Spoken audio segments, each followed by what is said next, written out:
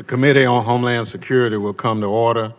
The committee is meeting today to receive testimony on a review of the fiscal year 2020 budget request for the Department of Homeland Security. Today, the committee is meeting to examine the President's budget. This hearing was originally scheduled for earlier this month with Secretary Nielsen, who resigned before the hearing was held. I'd like to welcome our Acting Secretary of Homeland Security, Secretary Kevin McAleen.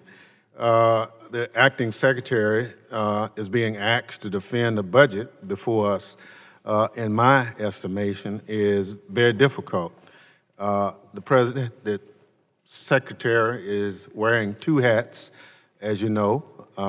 He's been a career employee here in federal service, and in my mind, has done a good job. I've thanked him on a number of occasions for his work, and I look forward to seeing him and working with him even more in this role. So we welcome you here today.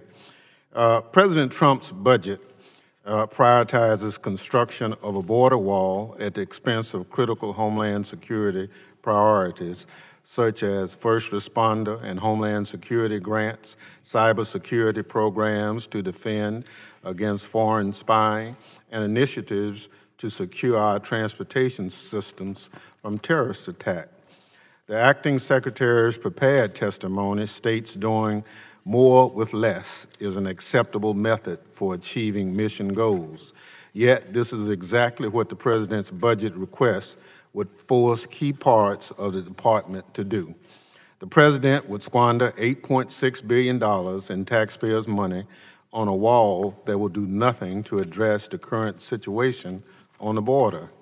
I suspect the Acting Secretary knows that, even if he cannot say it for fear of being the next department official to be dismissed by the White House. And make no mistake, it will be the American people picking up the tab for the wall, not Mexico, as President promised. Congress is preparing to provide additional funding to address the humanitarian crisis on the border, but we cannot allow the President to compromise the rest of the department or our nation's homeland security in the meantime.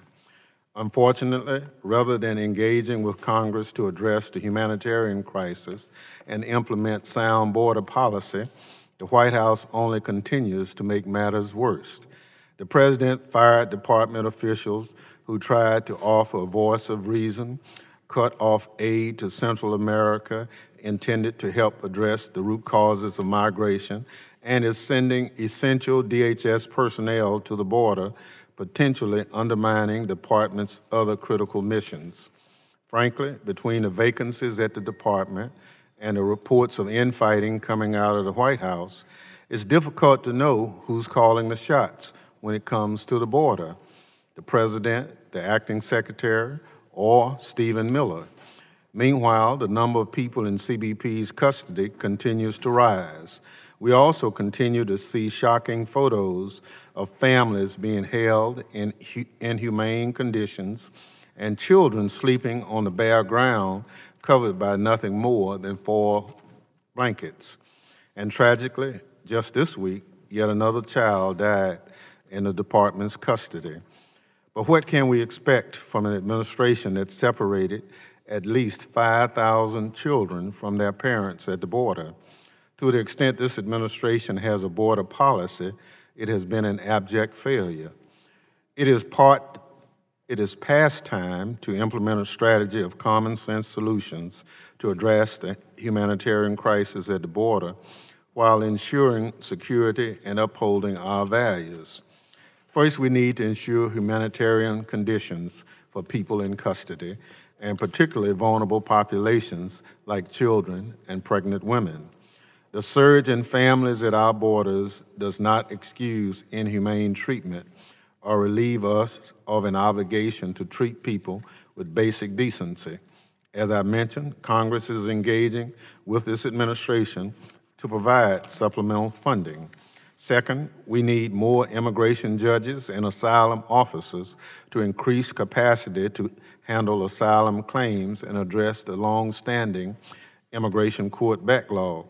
Third, we need to expand proven cost-effective alternatives to detention to ensure people show up for their court dates as scheduled while their cases proceed. Finally, we need to help address the root causes prompting people to come north by restoring aid to Central American countries acting as partners in addressing this crisis. We can protect our borders and our homeland while also protecting our American values. The President and the White House have not proven up to that task, but I hope the Acting Secretary will partner with Congress in that effort. In closing, I want to thank the over 240,000 men and women in the Department of Homeland Security for the work they do to secure our nation every day. From the Coast Guard personnel patrolling our coast and waterways to the Customs and Border Protection officers at our land borders to the transportation security officers I see as I fly to and from Jackson, Mississippi every week and everywhere in between. We appreciate the work you do. I thank the members for joining us, and I look forward to our discussion. I'll now recognize the ranking member of the full committee, the gentleman from Alabama, Mr. Rogers, for an opening statement.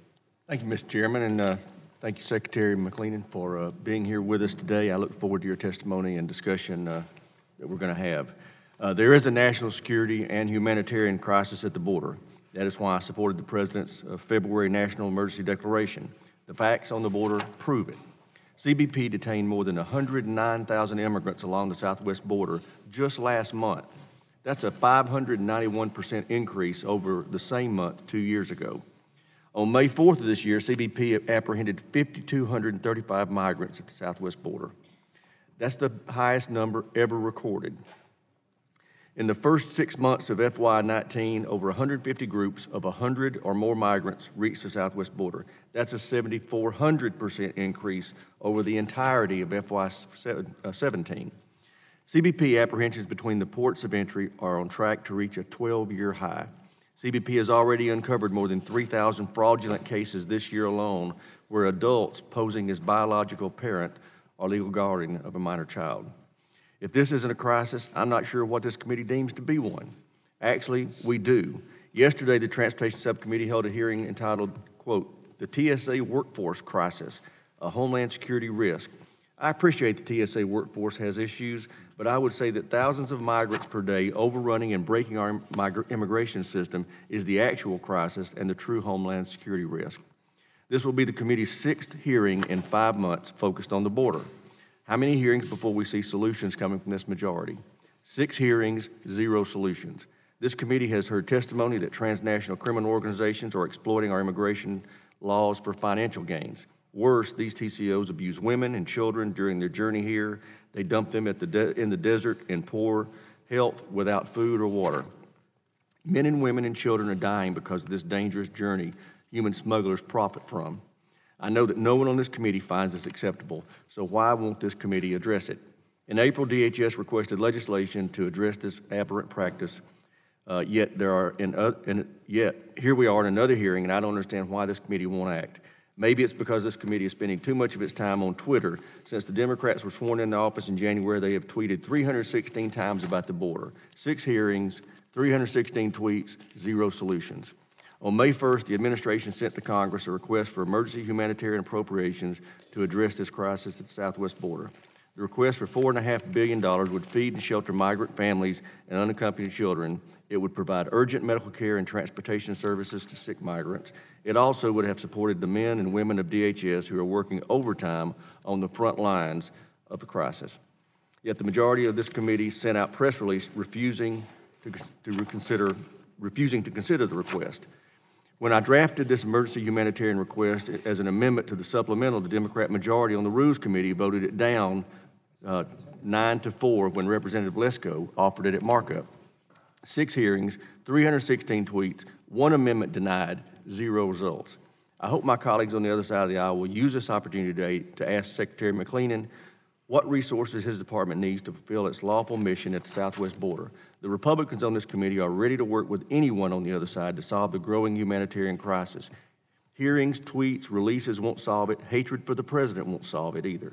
We can't wait 2 more years to address this southwest border crisis. We must act now. Thank you, Mr. Chairman. I yield back. Other members of the committee are reminded that under the committee rules, opening statements may be submitted for the record. I welcome our witness today, Mr. McElhaney. Was sworn in as the Acting Secretary of Homeland Security on April 10th, 2019. Prior to being named Acting Secretary, he served as Commissioner of the U.S. Customs and Border Protection, Acting Secretary, previously held several leadership positions at CBP and the former U.S. Customs Service. Without objection, the witness's full statement will be inserted in the record. I now ask the Acting Secretary to summarize his statement for 5 minutes. Thank you, Mr. Chairman, and good morning. Ranking Member Rogers and the distinguished members of the committee, I appreciate the opportunity to appear before you today. It's a sincere honor to serve as the Acting Secretary of the Department of Homeland Security. In my view, DHS has the most compelling mission in government to safeguard the American people, our homeland, and our values. As Acting Secretary, I intend to work with this committee and serve as an advocate for the department to ensure our people have the resources and the authorities they need to carry out their critical missions on behalf of the American people. Today, I have the privilege of sharing the President's fiscal year 2020 budget request for the Department of Homeland Security with this committee. The request would strengthen the security of our nation through enhanced border security, immigration enforcement, cyber security, transportation security, counterterrorism, and resilience to disasters. DHS is a multi-mission department, and before I talk about the urgent border security and humanitarian crisis that we're facing, I want to ensure this committee that DHS will not lose momentum across any of our numerous responsibilities. The President's budget requests funding for critical missions across the department. For our cybersecurity and infrastructure security agency, the budget requests $1.3 billion to assess evolving cybersecurity risks, protect federal government information systems, and critical infrastructure. The budget also supports the launch of Protect 2020, a new initiative designed to get all states to a baseline level of election infrastructure cybersecurity well before the national elections of 2020. While DHS does not control state and local election infrastructure and does not think we should, we can provide much-needed technical assistance and support to willing partners. The budget supports additional transportation security officers to enhance security effectiveness and stay ahead of increasing costs and growth in air travel within the United States. The $3.3 billion for TSA also includes funding for an additional 700 screeners and 350 computed tomography X-ray units. For FEMA, the budget provides a significant increase in the Disaster Relief Fund, begins implementation of new requirements in the Disaster Recovery Reform Act, and funds critical operational positions identified in the 2017 hurricane season after action report. For the U.S. Coast Guard, the budget continues efforts to fund the Offshore Patrol Cutter and advances the Polar Security Cutter program. A lot there for across the department and all of our missions. But for border security and immigration enforcement, as you are all aware, we are in the midst of an ongoing security and humanitarian crisis at our southwest border. The department, at the request of our frontline officers and agents, has repeatedly made clear that we need additional resources and additional authorities to respond to this crisis. To put the situation in context, in April, CBP apprehended and encountered almost 110,000 migrants attempting to cross without legal status, the most in a single month in over a decade, and over a third of the total crossings we saw in all of fiscal year 17.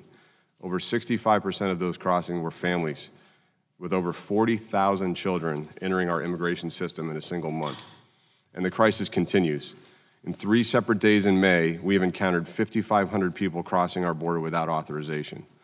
Our immigration system is full, and we are well beyond our capacity at every stage of the process. This means that new waves of vulnerable populations arriving at our border are exacerbating the already urgent humanitarian and security crisis we are facing.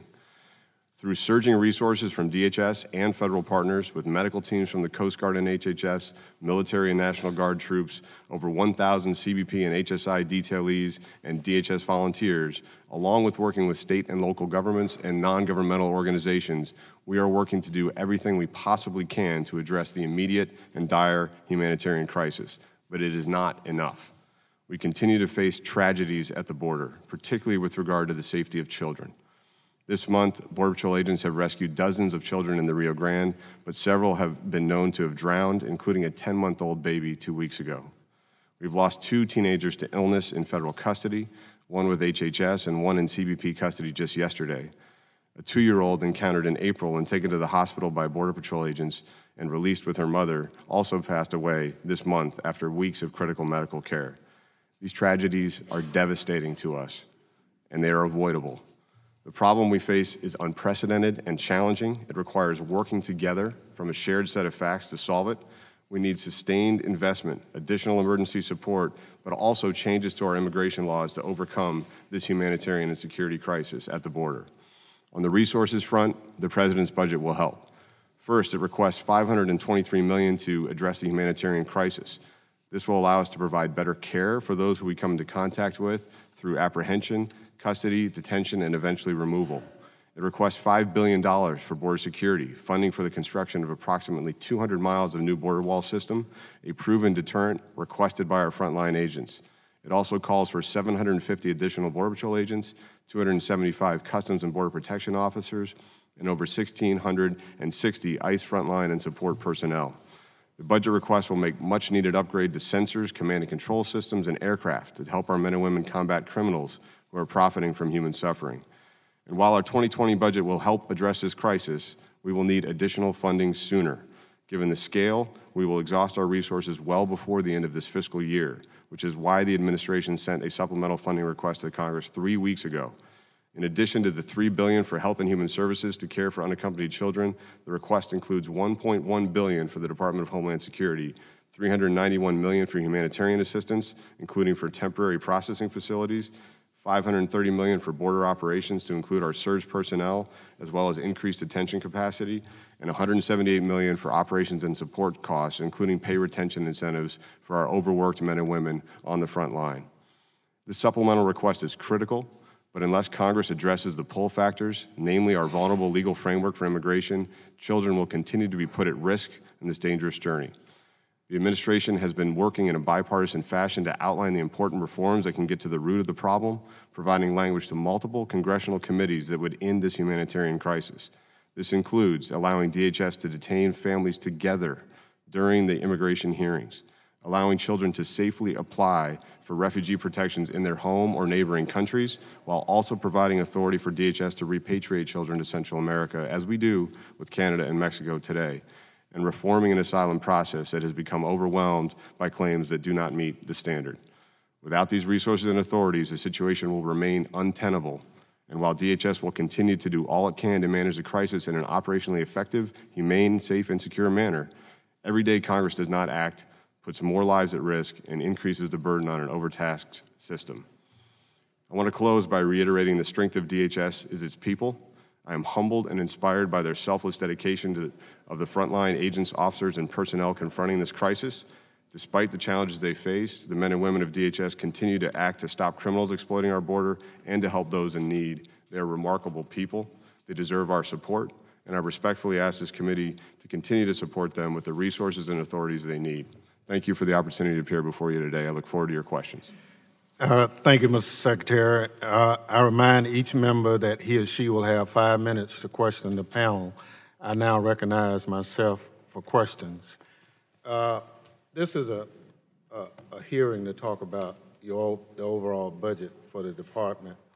One of the questions that comes to mind is the relief that went to Puerto Rico. And I want to make sure the record reflects that. Now, the president says that Puerto Rico got $91 billion. Is that true or false? I'm certain that's correct, Mr. Chairman. I can get you the actual figures from FEMA, if that's helpful. How long would it take you to get to that number? We can get back to you very shortly. Today?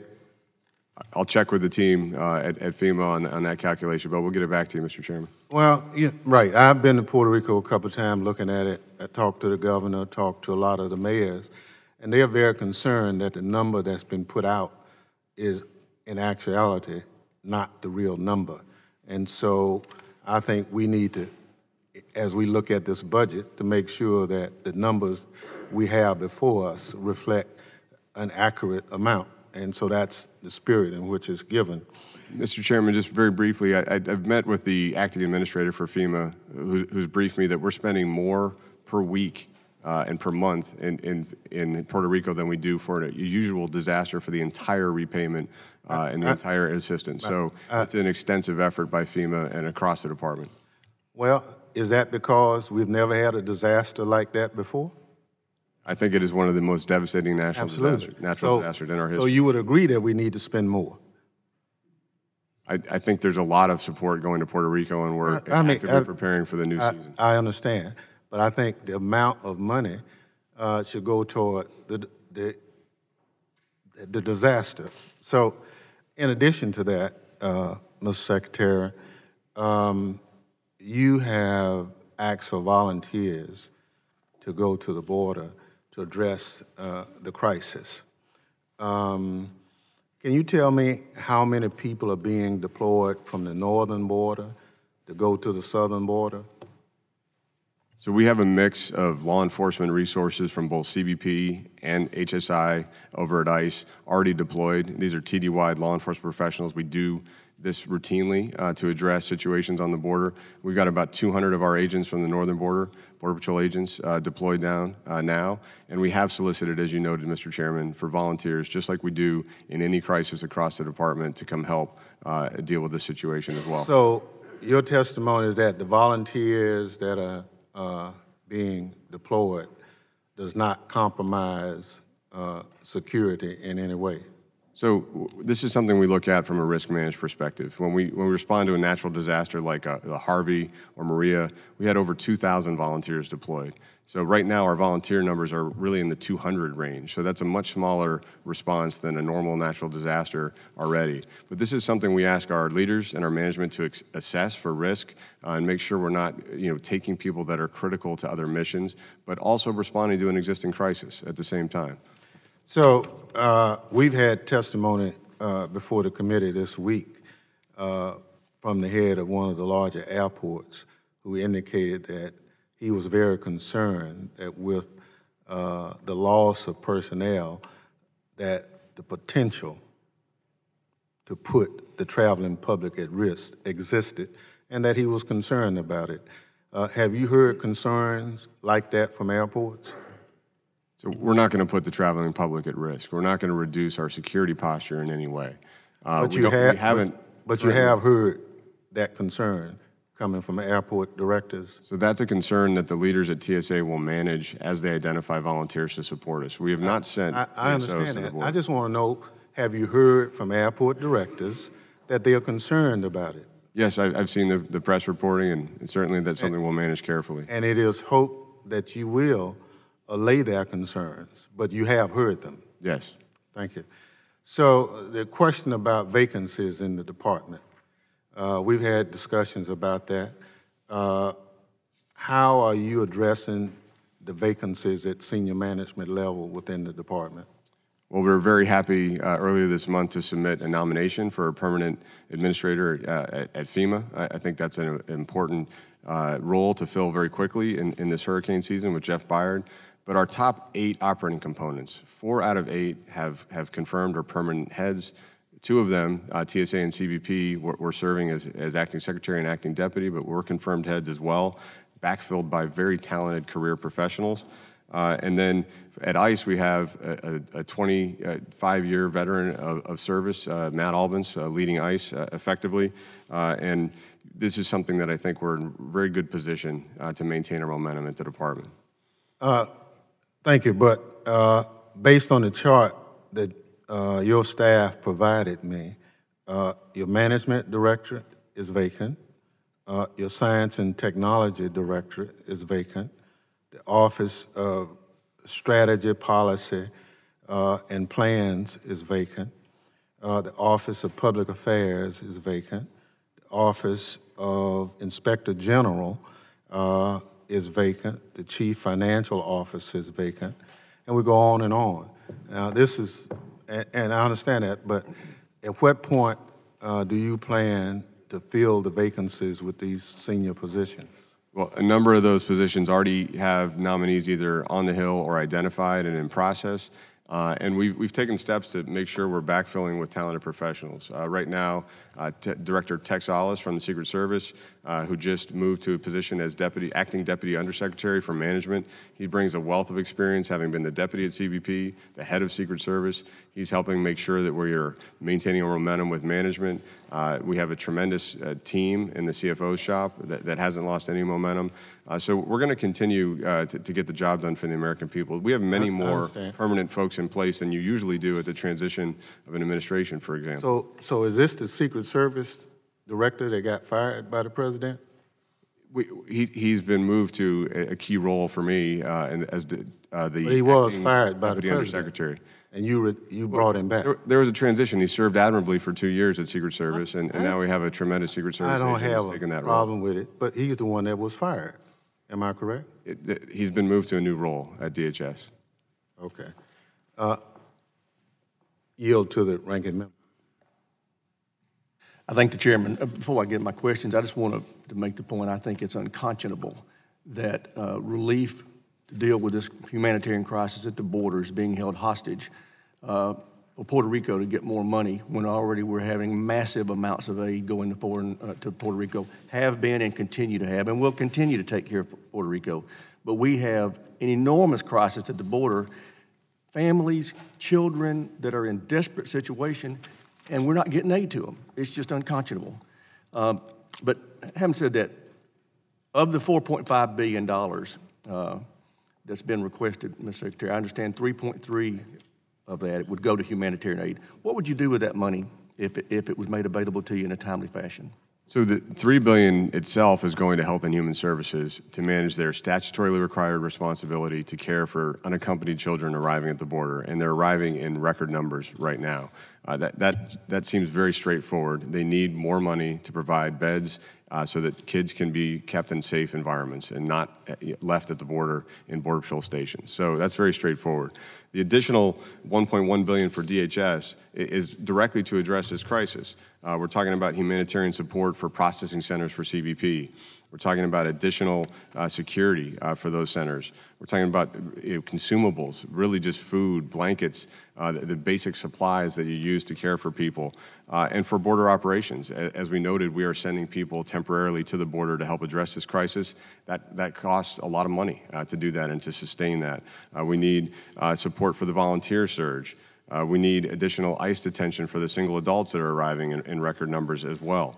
So we've got a lot of work to do across the department to manage this crisis, both to take care of people in our custody and to ensure that we're maintaining border security while we do that.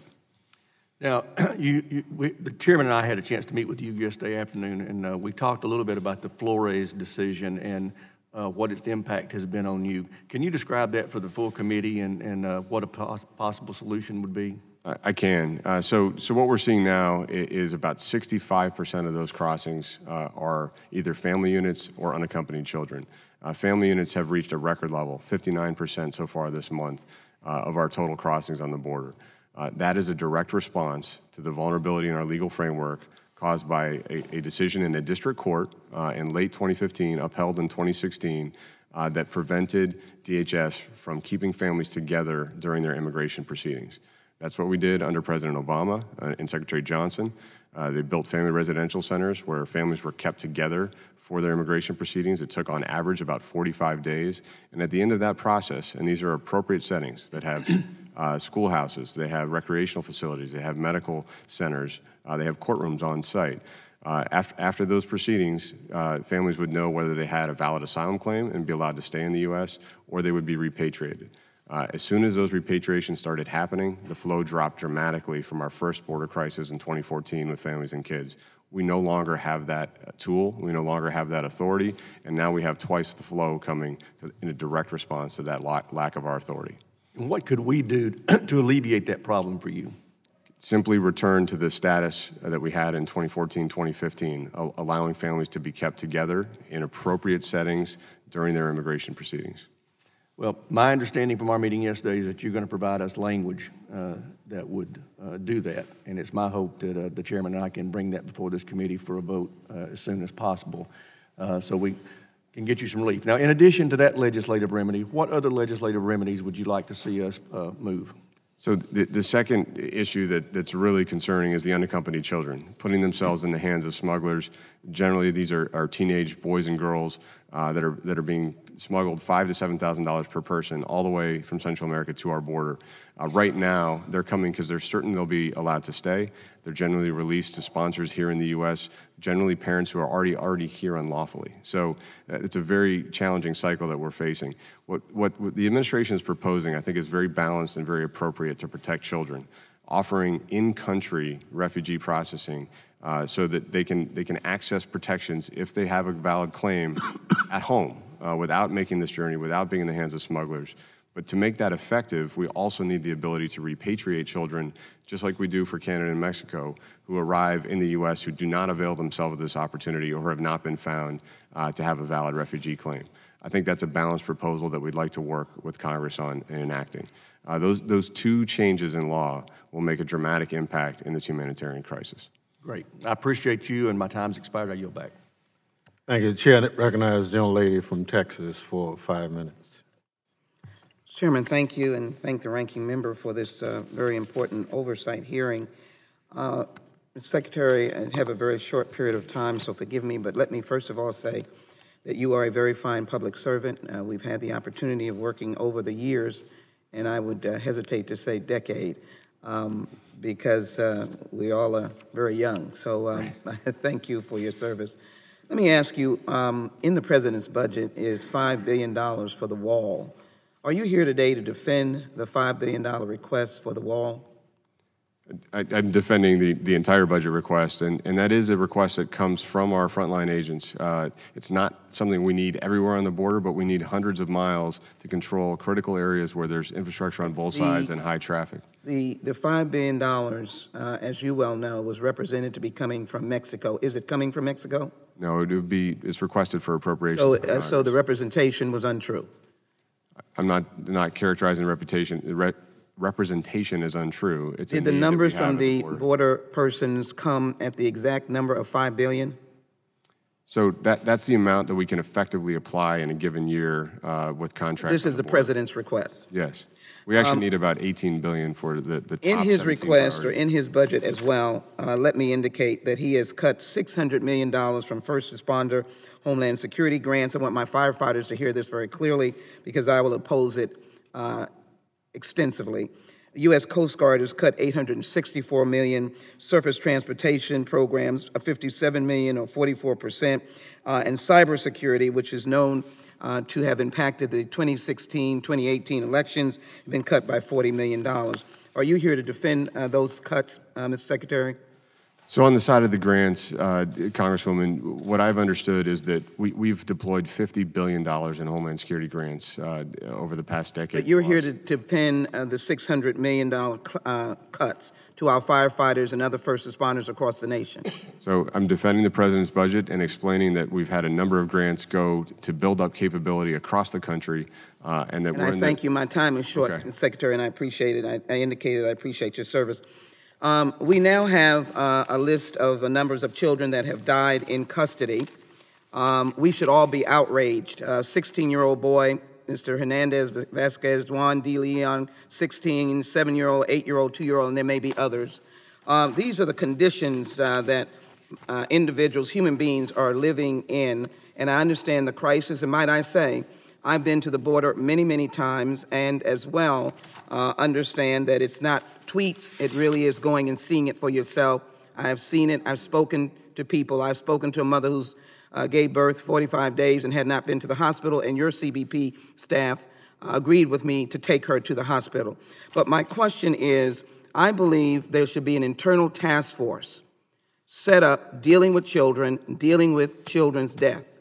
My question to you is, will you set up an internal in-house task force to deal with not, the individuals that are there now, and as you know, you have nobody hardly there, to deal with these deaths, to find what solutions should be put in place? My second question would be what you're doing about added medical staff there at the border, and if you would do that quickly, because I have another question, please, sir. Would you set up an internal task force to deal with this crisis very quickly, of children's death? I agree, Congresswoman. Those conditions are not acceptable. That's why we've asked for additional support from Congress to address it. In El Paso alone, we have 55 medical professionals on board. Would you agree to add more, please, sir? It's a constant focus. That is the primary focus of CBP. And would you agree right for the internal task force? We already have internal task forces working these issues. Who are they? Can you give us the names of those individuals, please? I will absolutely provide those to the committee. And that is called an internal task force dealing with children's death. The American people are outraged. I share their outrage. Let me finish my other question. First of all, I hope you look into the case of Laura Elizabeth Mandidia Alvarado, who was deported as an 11-year-old in my congressional district. We saved her. Our family is seeking asylum. They have reason from El Salvador, and we believe that the DHS and your humanitarian status can help her with that. My last thing is, aviation is important. TSA needs jobs, needs personnel. They are the front line of aviation security, not safety. Mr. Secretary, your position on making sure that the Transportation Security Agency has all the staff they need to protect the aviation system in this nation and internationally. Absolutely required, and that's why I support the budget and the increase of TSOs that it contains. I yield back. Thank you. Chair recognizes the gentleman from New York, Mr. King. Thank you, Mr. Chairman. At the outset, let me share the Chairman's thought of what a privilege it's been to work with you, Mr. Secretary. In my dealings with you, you've been extremely responsive and courteous, and I thank you for that, and also for your years of service. I'm going to focus on two issues. One is, I keep trying to remind everyone that this committee began after 9/11. It was originated mainly for the purpose of counterterrorism. Obviously, immigration is vital, and I support what you're trying to do. On the issue of counterterrorism, no. The fact is, beginning under the Obama administration and the first three budgets of the Trump administration, there have been dramatic cuts in the money going to police and fire. Like in New York alone, there are over 1,000 police officers working full-time on counterterrorism. To me, there's no way we can absorb those cuts. And in each of these years, the money has been restored, both under the Obama administration and under the Trump administration. And again, I'm hopeful that that money will be restored again, but I hope that that doesn't indicate any diminution of interest by the department as far as cooperating and working to stop a terrorist attack. My district lost over 150 people on 9/11. We still have people dying from 9/11 illnesses. And to see that kind of money being cut out, which would really undercut the police counterterrorism and intelligence units in New York. And I'm not trying to make this parochial, but that was why the department was created. So I just, again, I don't mean this in a pandering way, but if you could just acknowledge that this is still a prime focus of the department, and if the money is restored, the money will be spent properly by the department? I can confirm both of those things. I mean, Congressman, we appreciate your long expertise and support on the counterterrorism mission. My second trip as acting secretary was to New York to highlight the CT issues, visited the 9/11 Museum again, just to get refreshed and focused on our mission and requirements. It does not reflect any lack of priority for the department in this mission set. It remains why we were created, our top priority for the American people, and we're going to continue to stay focused on it and be effective at it. Thank you, Secretary. On the issue of MS-13, this was particularly vital in my district. From the fall of 2015 until April of 2017, we had 25 murders carried out by MS-13. These are the most brutal type of murderers, people being hacked to death, beheaded. It was absolutely horrible. Since the administration got actively involved, there's not been one murder in the last 2 years. It's a story that's not really reported. But the increase in HSI, the increased number of prosecutors by the administration, the new technology going to the police has been extremely effective. Now, MS-13 is down, but they're not out, and they're still a very potent force. And on the issue of unaccompanied minors, it was the Suffolk County Police Commissioner, who, by the way, was appointed by Democratic administration. This is not a partisan issue. He was the one who first came to me to show the direct correlation between unaccompanied minors and MS-13. There are many of these young people, maybe it's only 3–4%, but it's 3–4% of a big number, were either sent across by MS-13 or the sponsoring families were either MS-13 families or families who had relatives back in El Salvador who were being threatened. In a recent murder indictment, 7 of the 11 who were indicted for the murder were unaccompanied minors. They come across the border in just the last 4 years as unaccompanied minors. Schools like in Brentwood and Central Islip, the students were put in there, and they were never told by DHS or by ORR or HHS that these children were unaccompanied minors. They were not given any background on the criminal history of them or their families that have taken them in. I know there's a memorandum of understanding with you and HHS, I guess, and ORR. Can you say whether or not, as a result of the investigations, the vetting that will be carried out of the minors and the families, will the local police and school districts be made, will that info be made available to them? So thank you first for your comments on the work of ICE and HSI to address public safety threats in our country, and specifically in communities affected by MS-13. That's going to continue to be a priority and focus for the department. We're very worried about gangs exploiting this crisis. To send unaccompanied children, teenagers who they've already recruited into the U.S. That can go through our process and be released to a sponsor here in the U.S. with an intent to join a gang. That's a serious concern. We also see families bringing children who are not their own. 3,500 cases of fraud this year. We have an HSI team that's been on the border for 2 weeks working these issues in El Paso and RGV alone. They've found 500 interviews. They found 165 cases of fraud. They're getting prosecutions of these adults that are bringing families in, and we're seeing, unfortunately, even child recycling, children being brought across twice. You mentioned the critical partnership with HHS. We did have an MOA on information sharing that's been suspended by a rider in the appropriations bill. That diminishes our ability to provide security. It diminishes our ability to share information on the sponsors who are picking up children, on their immigration status, on their potential criminal history, and that's a barrier that should not be there because it's critical.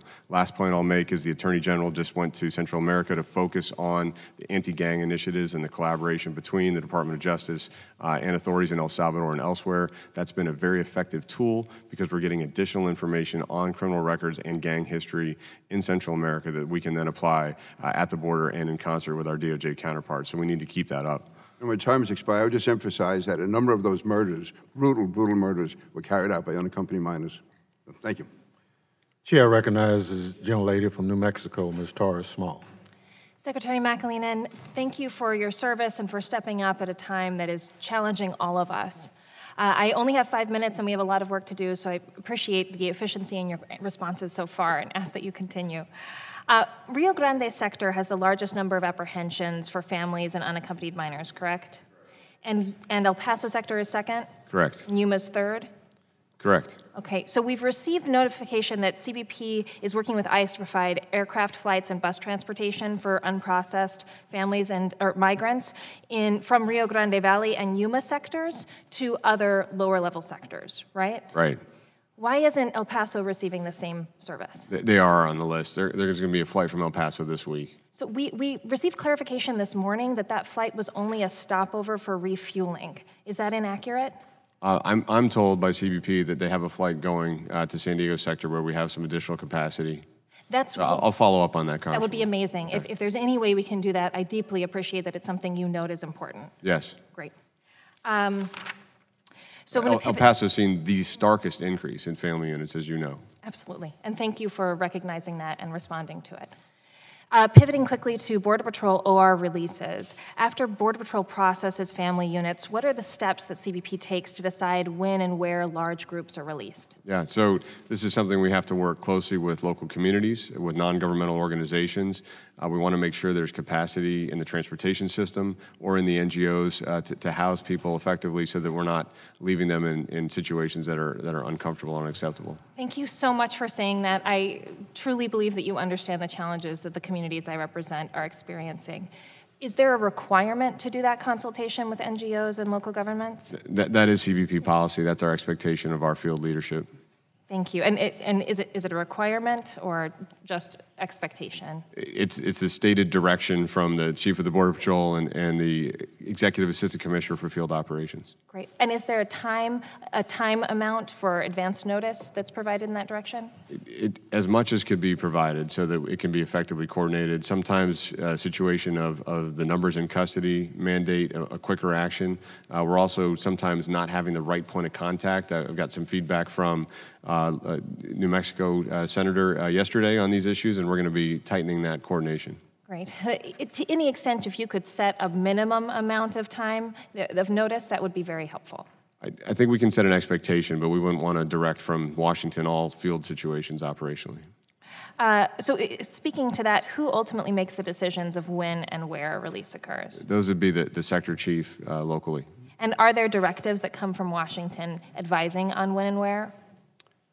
Yes, as I mentioned, we've given guidance to the field on our expectations for coordination. Thank you. So now to migrant processing. In conversations with both ICE and CBP, it's apparent that both agents believe that neither of them should be responsible for processing asylum seekers. Border Patrol says that ICE has the better resources for processing. ICE believes that Border Patrol has the responsibility because they're the first to encounter migrants. This disconnect seems to exacerbate scarcity in resources, and it seems to stem from a lack of leadership saying simply who's responsible. So, Mr. McAleenan, what agency is responsible for processing asylum seekers? So actually, that's CIS, if you're talking about doing an asylum officer interview. But just to clarify, I think I want to get at the point of your question. As I'm acting secretary, we're going to handle this as a team. This is a mission that's overtaxed CBP, ICE, CIS, HHS, and the Department of Justice Immigration Courts. No element of that system is adequately resourced for the flow that we're seeing, so we have to address it as a team. We're seeing that with our transportation. In El Paso sector, which you're most familiar with because it covers New Mexico, the transportation is done exclusively by CBP. Originally, the intent was for ICRO to handle transportation. We're filling gaps, working together, and that's my expectation. And I appreciate that, but clarity is also helpful for working as a team. So is there a clear directive of who is responsible for putting together the paperwork and the notice to appear?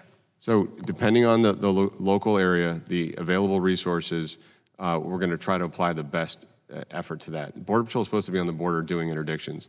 ICE is supposed to be doing processing and removal or interior enforcement. Right now, ICE is supposed to be doing processing? Well, generally, yes. Okay. Right now, they're both handling the processing of family units, depending on the station or sector. So there's no directive right now about who, even two specific areas, there's no specific directive? The directive is to work together to get this mission done as efficiently and as effectively as possible. Thank you. Thank you. Chair recognizes the gentleman from Louisiana, Mr. Higgins, for 5 minutes. Thank you, Mr. Chairman. Mr. Secretary, thank you for your service, sir, and thank you for maintaining your professional bearing despite some of the tone you face today. My colleagues across the aisle mentioned the word squander regarding the President's budget. Well, the American treasure is certainly subject to close scrutiny by the American people that provide it. The American people certainly do recognize the well-established fact that politicians and bureaucrats in D.C. squander the money seized from the paychecks of working Americans. However, the citizenry does not consider national security, homeland security, to be a waste of money. I could name scores of federal expenditures that squander the people's treasure, but securing our borders and maintaining our very sovereignty is perhaps the single most important mission the federal government should accomplish, and is certainly not squandering. Decisions regarding the essential needs of law enforcement to secure our homeland should be determined by the Department of Homeland Security, law enforcement professionals, not by career politicians in D.C., and unknown, unelected bureaucrats. So thank you, sir, for representing those law enforcement professionals and their needs today. I ask you, is the Department of Homeland Security making progress towards achieving operational control of our southwest border? We are. Through a combination of the investments in 18, the received funding in 19, the border barrier is going to make a big impact. Roger that. Will the President's budget, as submitted, if approved by this Congress, would it help you to accomplish your mission? Absolutely. It will accelerate our efforts. Thank you, sir. Since President Trump entered office, how many replacement miles, secondary miles, or new linear miles of enhanced physical barrier system have been funded on the southwest border, and how many have been completed or are currently being built? Give us an idea of that, please. Sure. So out of the $3.6 billion in FY17, 18, 19 funding, and money from the Treasury Forfeiture Fund. We're applying that currently to fund a total of 336 miles of border wall. You're getting the job done, sir. Yes. With the money that's been provided. We're going to get part of the job done. Roger that. We've asked for more. And you need, as a law enforcement professional, as a Secretary of the Department of Homeland Security, in charge of securing our southern border and the sovereignty of our nation, do you concur with the budget request as it's been submitted?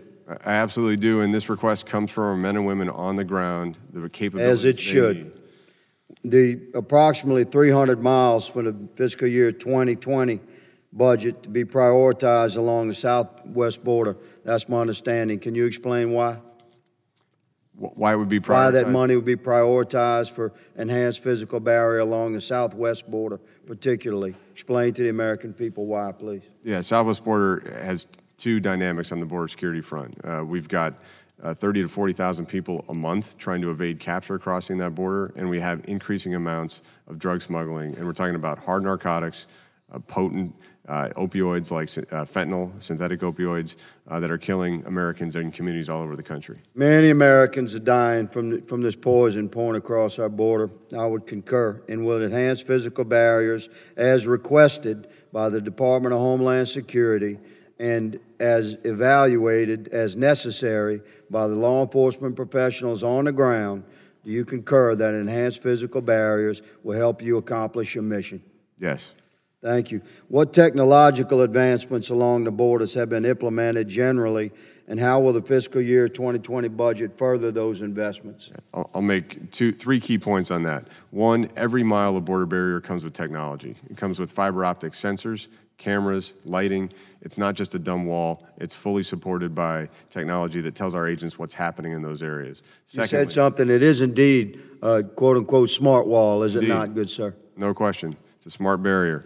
Secondly, the 2020 budget would continue to fund our innovative tower effort to provide surveillance capability in those areas where we don't have border barrier, to extend our view of the border and cue agents on where to respond. Third, it would put sensors in aircraft that are higher resolution and that are modernized that help surveil the border from the air. Thank you, Mr. Secretary. Yes or no? If Congress passed a law correcting the flaws and loopholes in the Flores settlement, would that help us control this flow? That would help dramatically. Thank you, sir. I yield, Mr. Chairman.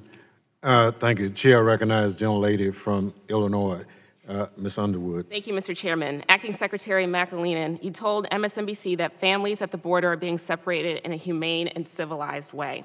Let me tell you, sir, that the people of Illinois' 14th District do not think that this policy is civilized. And as a nurse, I can tell you that it's definitely not humane. And we know that there are alternatives like family case management that keep our country safe and secure without traumatizing innocent kids. Yes or no, can you commit that DHS will not restart family separations under your leadership?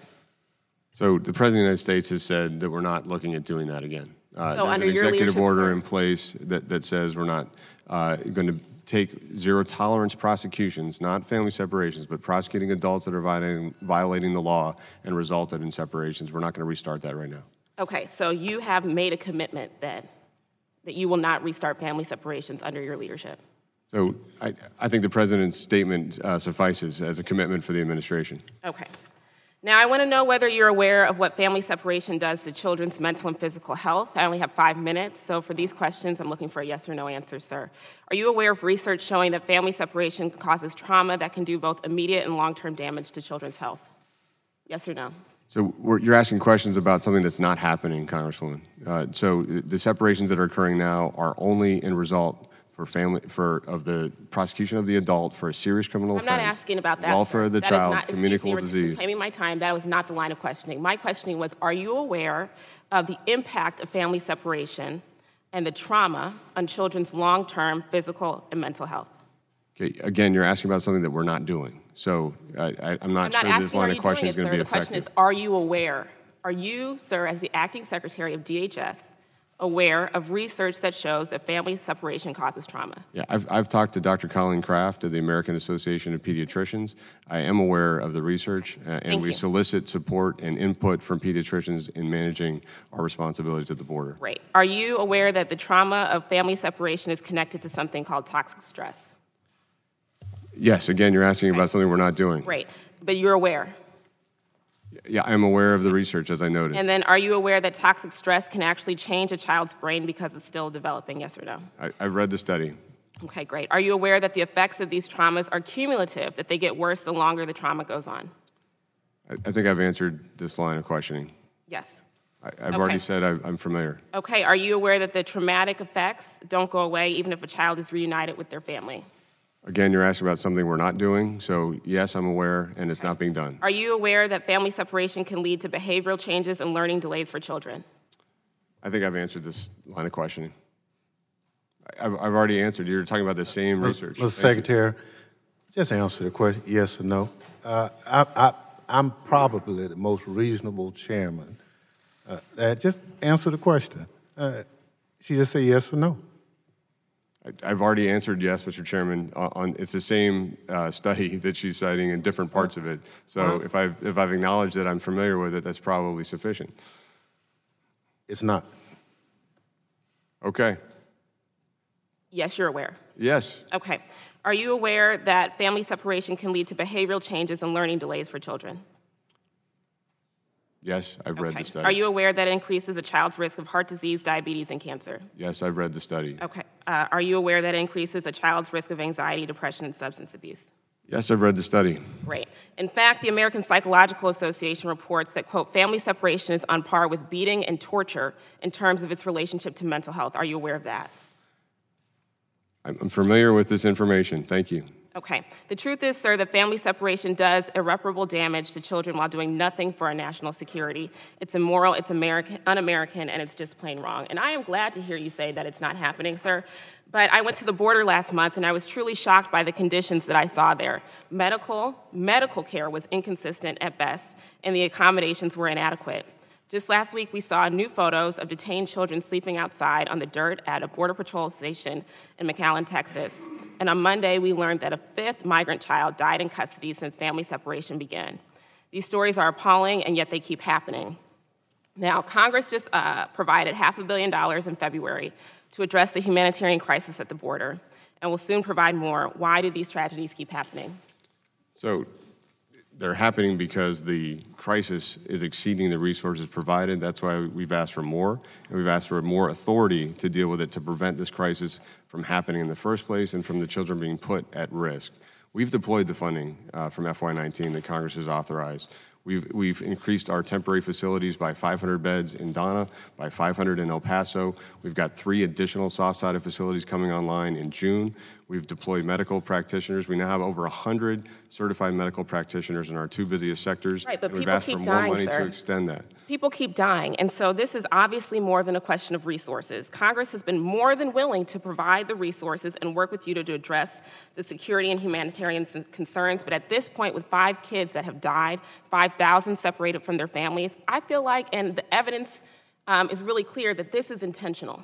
It's intentional. It's a policy choice being made on purpose by this administration, and it's cruel and inhumane. Thank you, Mr. Chairman. I yield back. That's an appalling accusation, and our men and women fight hard to protect people in our custody every single day. We've asked for this resources 3 weeks ago. It hasn't been responded to by Congress, and we've asked for changes in authorities for the last 3 years that would have prevented this from happening. Mr. Chairman, I should be recognized. Gentlelady's time has expired. Gentleman asks to be recognized. I make a motion that the lady's words be taken down. Motion dies for lack of a second. It's already died. Gentleman from New York, recognized for 5 minutes, Mr. Kako. Wait a minute, I want to pause. You didn't call for a second. There's no room for a second.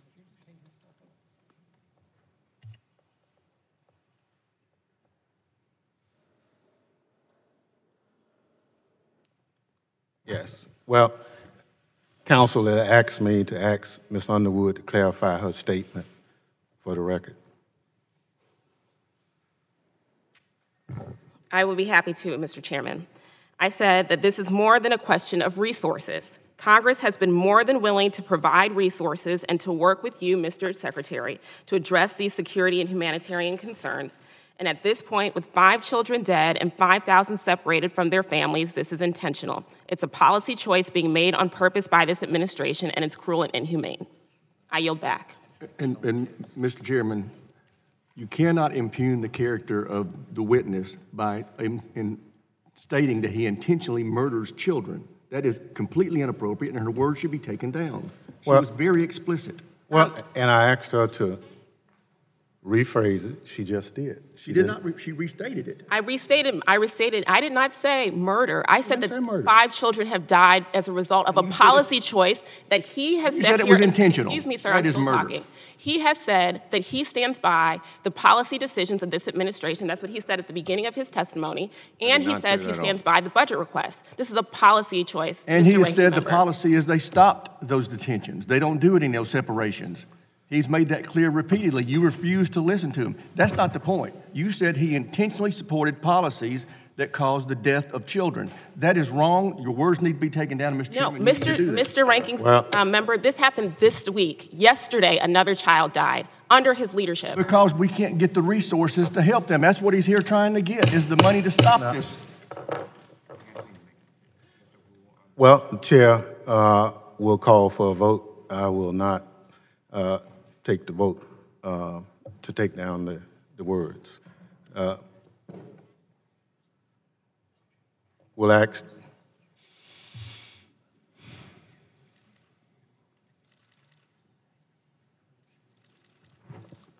Well, thank you very much. The chair rules that the language is appropriate and that it should not be taken down. Like a recorded vote on that. Request for a recorded vote has been called. We'll ask the clerk to call the roll. Now,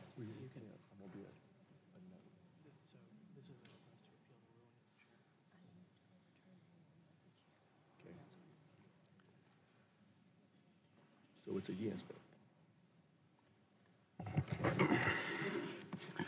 Ms. Jackson Lee. Ms. Jackson Lee. Mr. Langevin. Mr. Langevin votes no. Mr. Richmond. Mr. Richmond. Mr. Payne. Mr. Payne. Ms. Rice. Ms. Rice votes no. Mr. Correa. Mr. Correa. Hold on, we need to make sure that people understand the vote. The vote is sustaining Ms. Underwood's, let me read the language. I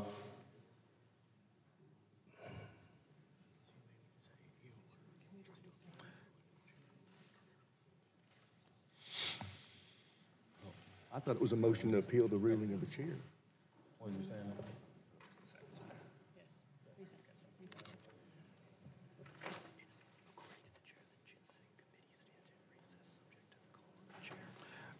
According to the chair, the committee stands in recess, subject to call the chair.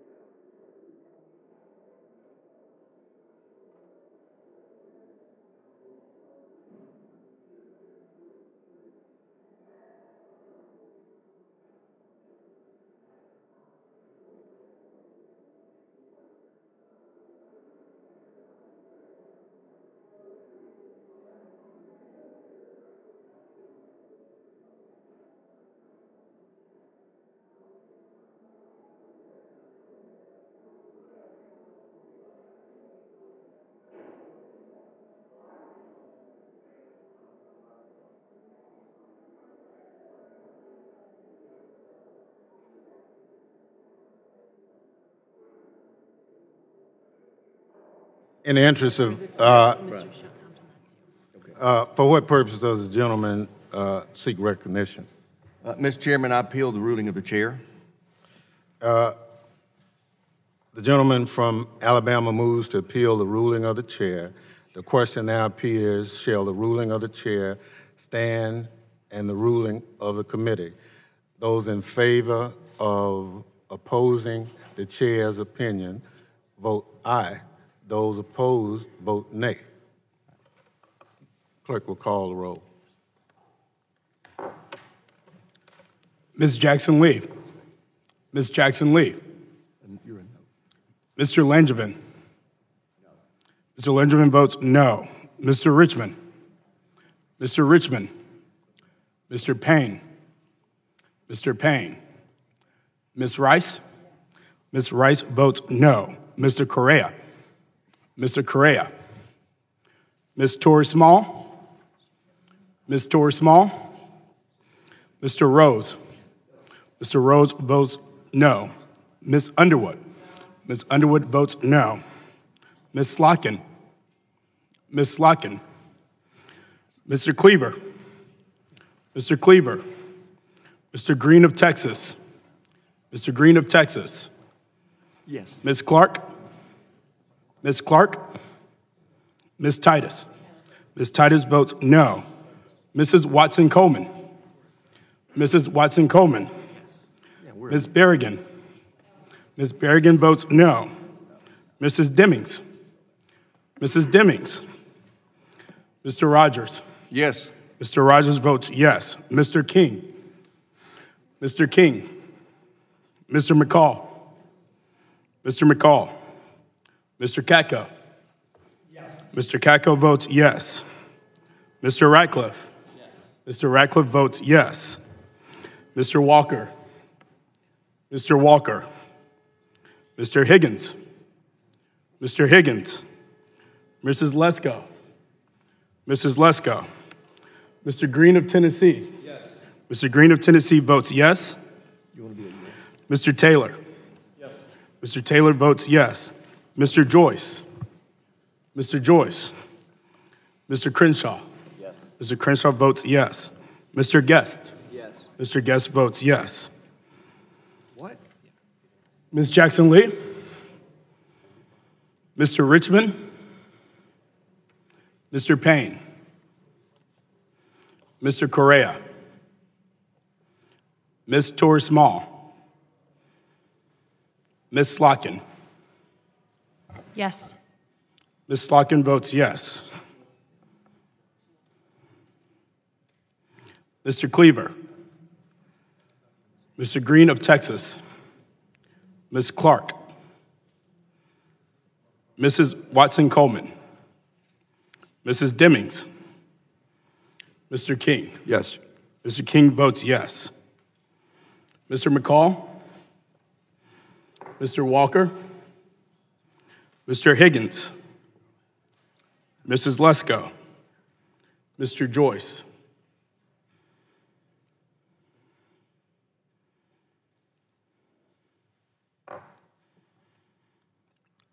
How am I recorded? The chairman is not recorded. No. Mr. Thompson votes no. Mr. Chairman, over here.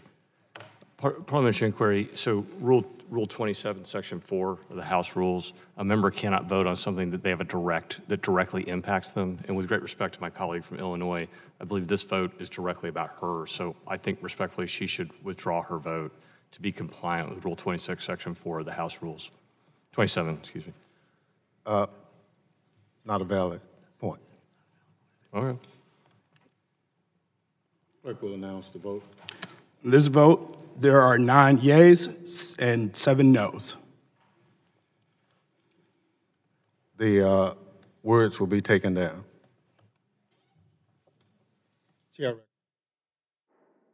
Chair recognizes the gentleman from New York, Mr. Katko. Thank you, Mr. Chairman. Before I ask my question, I just want to note a personal observation. I was a federal prosecutor down on the El Paso border for years. I interacted with agents on a regular basis. These agents were shot at. These agents were assaulted. These agents dedicate and risk their lives every moment of every day to try and keep this country safe. I don't think anyone is intentionally trying to commit harm to anyone down there. And I just hope that moving forward, this committee is reminded of the long and storied history of bipartisanship and trying to get the job done and trying to keep our country safe instead of making personal things that are unfortunate. So with that, I just want to refocus our attention, Mr. McAleenan, on a different part of the budget. A part of the budget I think is critically important that is often overlooked, or I don't know if overlooked's the right word, but not as prioritized as some of the other issues of today, and that is cybersecurity. As ranking member of the Cybersecurity Subcommittee, I see every day the vulnerabilities that our country faces in the cyber realm. And just yesterday or the day before, I visited the CISA section and in general, and the HERT teams and the National Cybersecurity and Technical Services area. And I was overwhelmingly impressed by their ability to get the things done. They get done with the little resources that they have. So if you could, Mr. McAleenan, could you tell us what priority the cybersecurity is within the budget and whether the resources requested are adequate to getting the job done? And I also, when we finish with that, if you don't touch on yourself, I do want to talk about the cyber workforce issue and whether or not we are sufficiently addressing the needs of the cyber workforce. Thank you. I appreciate the opportunity to talk about both of those, and I would, if appropriate, also appreciate the opportunity to outline all the steps we've taken to provide increased medical care for children in our custody. But focusing on cyber first. Okay. The $1.3 billion request for the cybersecurity infrastructure security agency is a significant request. For the first time, it includes $20 million directed to election security, the Protect 2020 initiative. We appreciate your visit and support of our men and women in this area. I have tremendous confidence in the leadership of CISA with Chris Krebs, their strategy, both for election 2020, but also securing the .gov infrastructure, and for bringing on additional cybersecurity professionals. The additional authority, the ability to provide salaries that are more competitive, not quite what they can make in the private sector, but commensurate with the mission, plus some additional funding will allow us to compete for cybersecurity talent, and we have a good strategy to go out and find and bring those people on board swiftly. In engaging with private sector entities that are critical partners on the financial infrastructure, for instance. I'm hearing a lot of very good things about what CISA is doing, about our strategy, and I intend to amplify that and support it as acting secretary. It's an area that I'm learning a lot about. I commend the chairman and my colleague, Cedric, for highlighting this issue in a hearing yesterday, and we're going to continue to do that. Now, if there's something you want to clarify from your last round of questions, please do so. Thank you. I would just note that as we started to see more children come into our custody, both with families and children, last July, we began to divert operational resources to address medical care of children. I directed that through Border Patrol funding. In July, I requested a Homeland Security Advisory Council subcommittee highlight these issues and advise us on family and child care in our custody.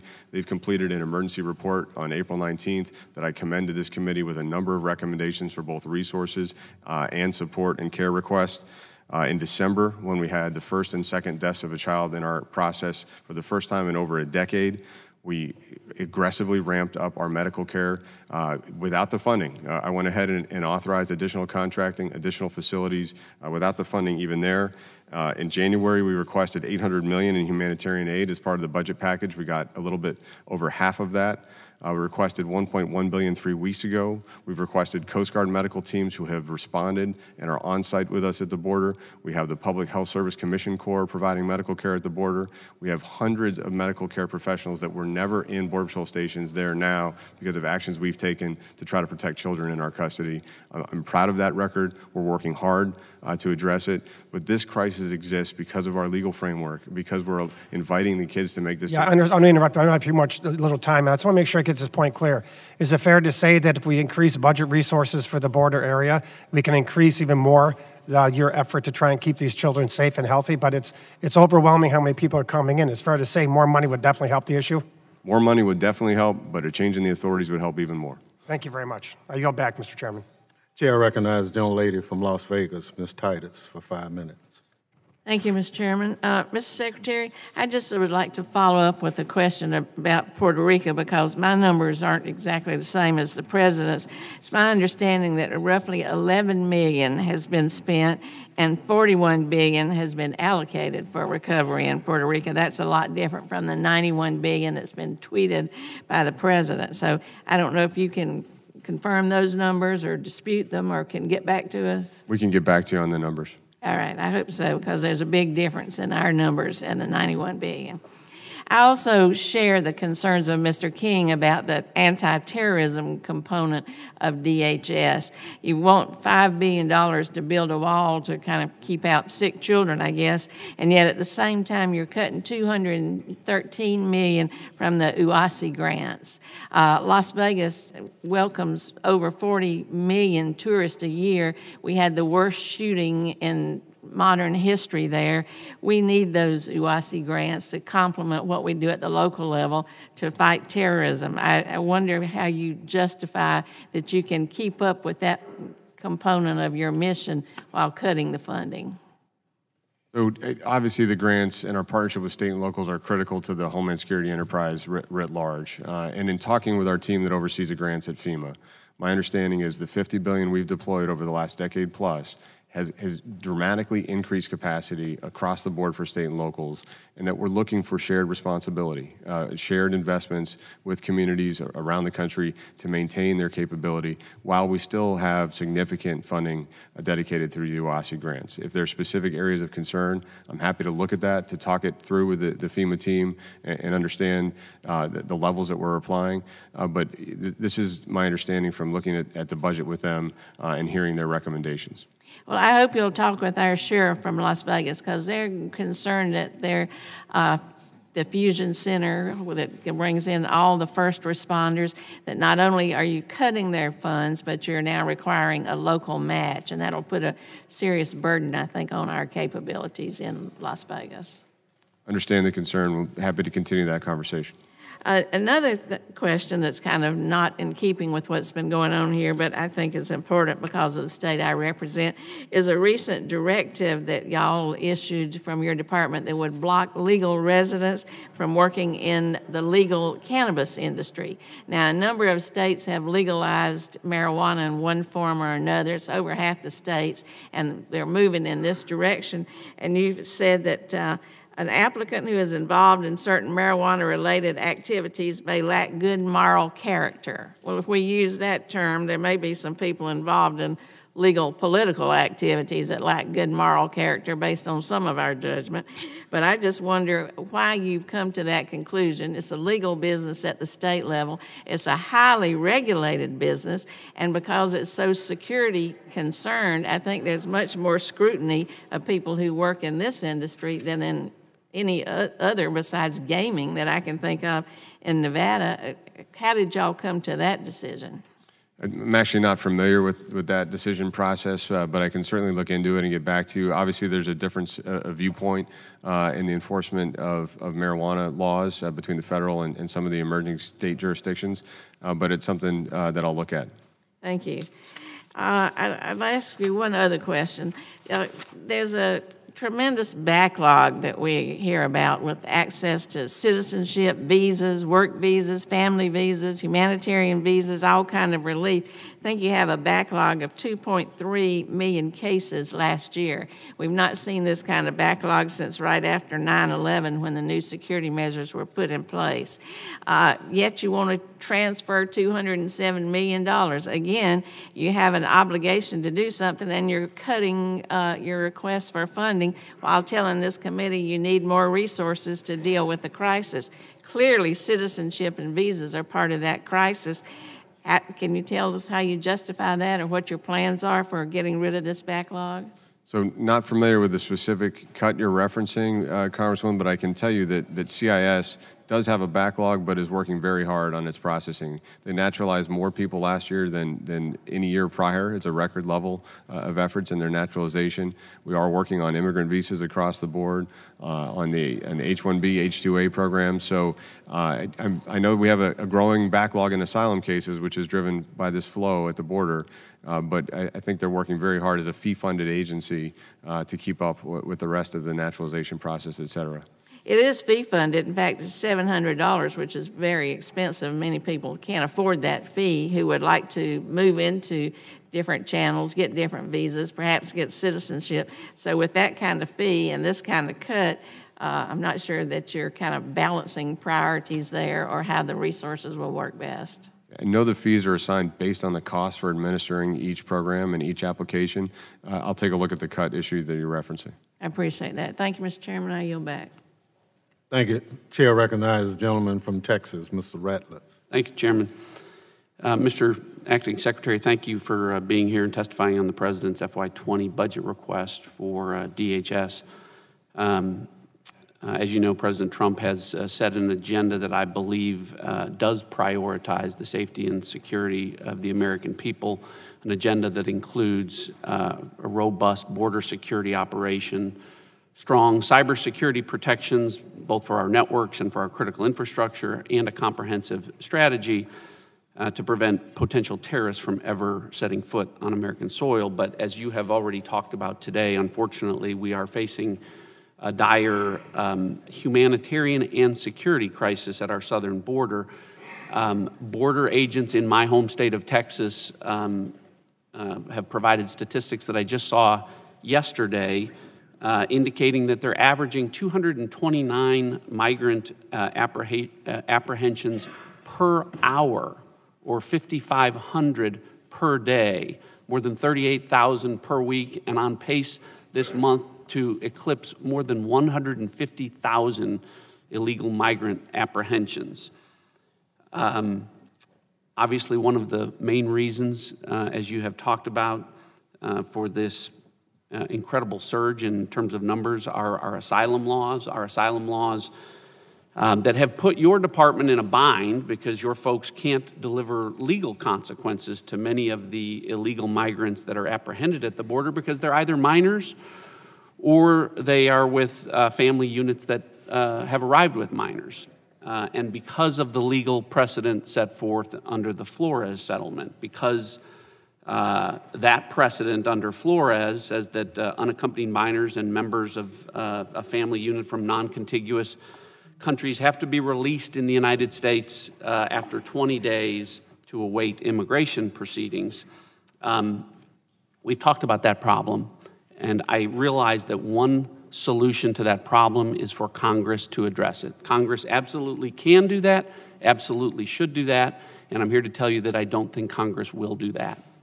I say that because some, not all of my colleagues on the other side, like the problem better than they like the solution. They like to stand up before the American people and say that this president and this administration are separating children from their families because of inhumane reasons, rather than honestly telling them that they're doing so because under the Flores settlement, the law requires that you either separate the children or release the entire family in total disregard for immigration laws as Congress passed them.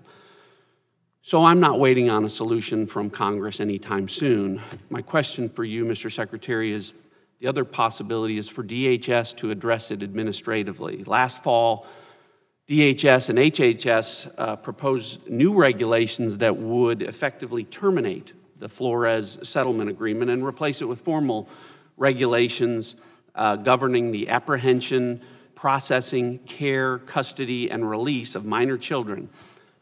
What's the status of those regulations?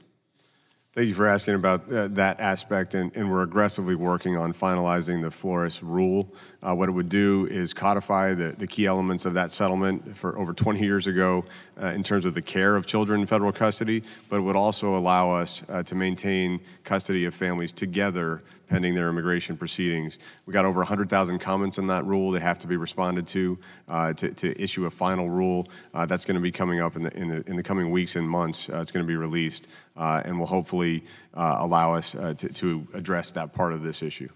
So what you're telling me, Mr. Secretary, is that notwithstanding Congress not willing to act on this issue, the Department of Homeland Security is attempting to address this crisis at the border through these proposed regulations. That is one of the many dynamic actions we're taking to try to address this crisis, yes. Thank you.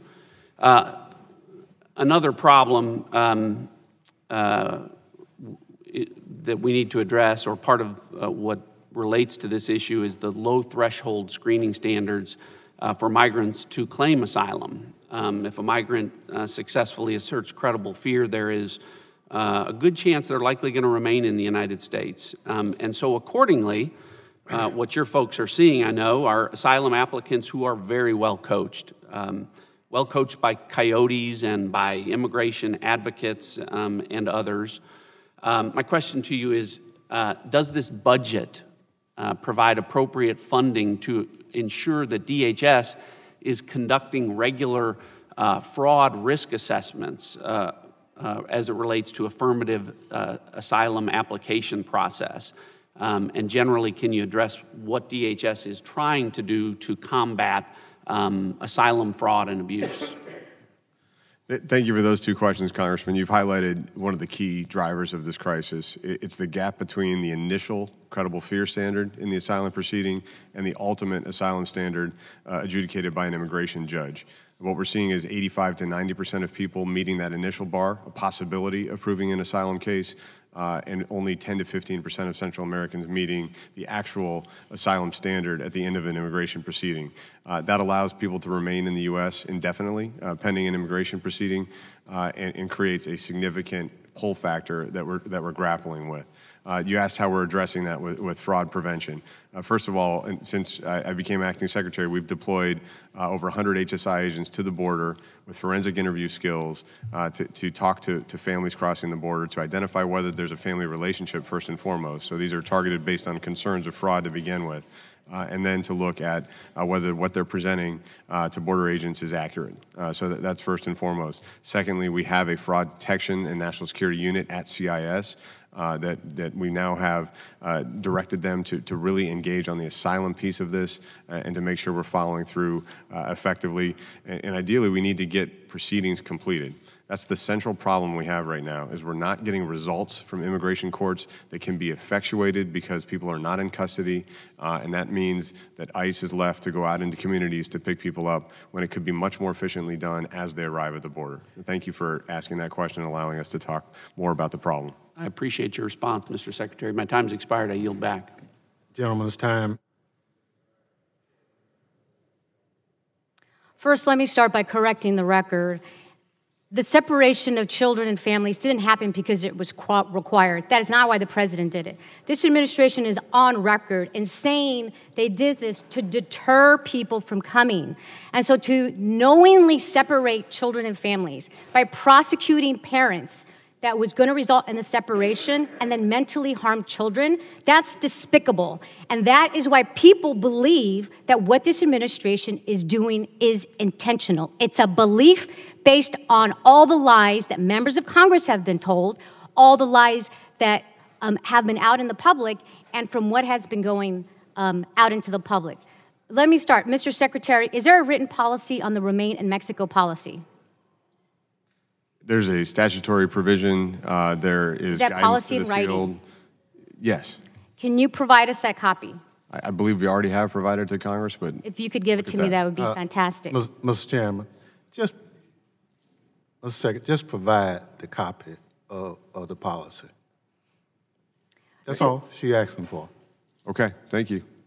So, Mr. Secretary, you are familiar with that policy, correct? I am. And under that policy, there are certain groups of people that are not eligible to be returned to Mexico. Is that correct? That's correct. Okay, and under that group, unaccompanied minors, one of them? Correct. Cubans? Correct. Mexicans? Correct. Vulnerable people? Correct. Sick, elderly? That's discretionary, but those are categories to be considered. LGBT? Discretionary, but categories to be considered. Pregnant women? Same. Okay, let me tell you, Mr. Secretary, I either was lied to at the border or something has changed. When I was at the border in April, I specifically spoke to Officer Blanchard with Border Patrol. He told me, he was from DC, and he told me he wrote this policy. And he told me that pregnant women were excluded and not to be sent at the border. You come in and you talk about how you want to help protect children and they're going through this dangerous journey and keeping them safe. Well, guess what? This administration is putting pregnant women in danger. Do you know how dangerous it is to be sent to Juarez, Mexico? Do you? I'm familiar with Juarez, Mexico, and what the government. Well, let me tell you, Mr. Secretary, as a member of Congress, this is how dangerous it is. I can't go there without getting permission. That's how dangerous it is. Then if you go to the State Department's website, and we got a little copy of it here for you, it says Mexico, violent crimes such as homicide, kidnapping, carjacking. Oh, but then if you go to the State Department's specific website on Juarez, it asks you to reconsider your travel. So it is so dangerous to travel to Juarez that the State Department is telling people to reconsider travel because of violent crime and gang activities are widespread. U.S. government employees, and I quote, are required to retain prior approval to even go into the downtown area. But this is where you're sending pregnant women back into Mexico while they await their asylum. Do you realize that this is happening? So the Migrant Protection Protocol. Do you realize that pregnant women are being sent back to dangerous parts of countries that our own country tells people not to go to reconsider their travel? So, do you realize that's happening? That's a yes or no. So under the Migrant Protection Protocols, we are asking people to wait in Mexico for their immigration hearing. Okay, so I'm going to reclaim my time because this is what the American people need to know. I was lied to at the border, and this is why there is no credibility with this administration. That is why there's no credibility. All right, let me move on for a moment. The 72-hour rule. Are you familiar with the 72-hour rule? Which one? Well, the one that basically says that within 72 hours, children need to be processed and turned over. You're talking about the Trafficking Victims Protection Reauthorization Act rule for unaccompanied children? Yes, a 72-hour rule, sir. Do you know how disturbing it is when the largest law enforcement agency in this country is not even following the law? Well, it's disturbing. You're not following the 72-hour rule, as we know, because you just had a 16-year-old child die that was being held for a week. People are being turned away at the border when they present themselves at the ports of entry. How do I know? I've been there. You have agents who are treating people like animals and in person telling them how terrible they are. How do I know? I've been there firsthand. We just saw the text messages. And an agent then hits a migrant? Is this how to be treating people who are escaping violence? Of course not. So why do people think this administration is intentionally harming children? Well, let's just look at the facts. Look at all the lies. Look at the harm done to children and their mental health. Look at the children that are dying under your watch. And you just said, Mr. Secretary, you are proud of your record. That is despicable to say. You should not be proud of a record of having 5 children die under your watch. I yield back. Mr. Chairman, could I respond to any of that last segment? I think that lady made her own statement. Chair recognizes the gentlelady from Arizona, Ms. Lesko. Thank you, Mr. Chair, and thank you, Mr. Secretary, for being here. I have 5 minutes, but I'll yield you some time to respond to what Ms. Berrigan said. The one important part of what that last segment was that the 72-hour rule, where we try to transfer children to HHS custody within 3 days of their arrival, that's a critical protection for children. That's why this administration has asked for $3 billion additional dollars for HHS to provide additional bed space so that we can transfer unaccompanied children in a timely fashion. It's a critical part of our supplemental request, and we would appreciate if Congress would consider it. Thank you. And members, as you know, I'm from a border state, from Arizona. I've been to the border. I've also been to a facility where they shelter unaccompanied children. I know that there's a crisis. Everybody in Arizona, everybody in the nation, it seems like, knows there's a crisis at the border. And it's not only to our security, but it is a humanitarian crisis. When I had the previous secretary here, she said girls as young as 11 years old were getting pregnancy tests because of what the cartels do and what happens on this long journey. And instead of blaming the United States, when I've seen these Border Patrol agents help these children, they go out of their way to help children, help families. They are good people. Wouldn't you say that it is actually the cartels that are encouraging these people to travel thousands of miles to exploit our loose immigration laws and asylum laws and are charging them, what, $6,000 a child? Wouldn't you say we should place the blame on them instead? Absolutely agree, Congresswoman. It's a $3 billion industry now for the most violent criminal organizations in our hemisphere. They're exploiting vulnerable people from Central America to our border, and it's unacceptable. And I agree, Mr. Chairman and members, it is totally unacceptable. And that is why I am so supportive and appreciate everything the President has done to try to mitigate this crisis, not only a security crisis to our nation, but also a humanitarian crisis for the migrants themselves. I mean, he has tried every which way to do what he can, and I appreciate that so much. And that's why I will support this extra funding, because it's very obvious to me that it's needed. It's needed to help these migrants, to help with the security. We also need to pass good immigration laws. And so last year, I co-sponsored and voted for what I thought was a compromise, that we could actually get something done. And that was, we not only had a bill that would have helped secure the border, it would have changed some of our asylum laws, but it also would have given DACA recipients legal status. I just came from Judiciary Committee. They're trying to push through a bill, the DREAMer Act bill. But unfortunately, in that bill, it has no age limits. It allows people that have crimes. It allows people that fraudulently fill out their application to be here. And so, to me, that's a big concern. I want to switch, because I only have 1:24 seconds left.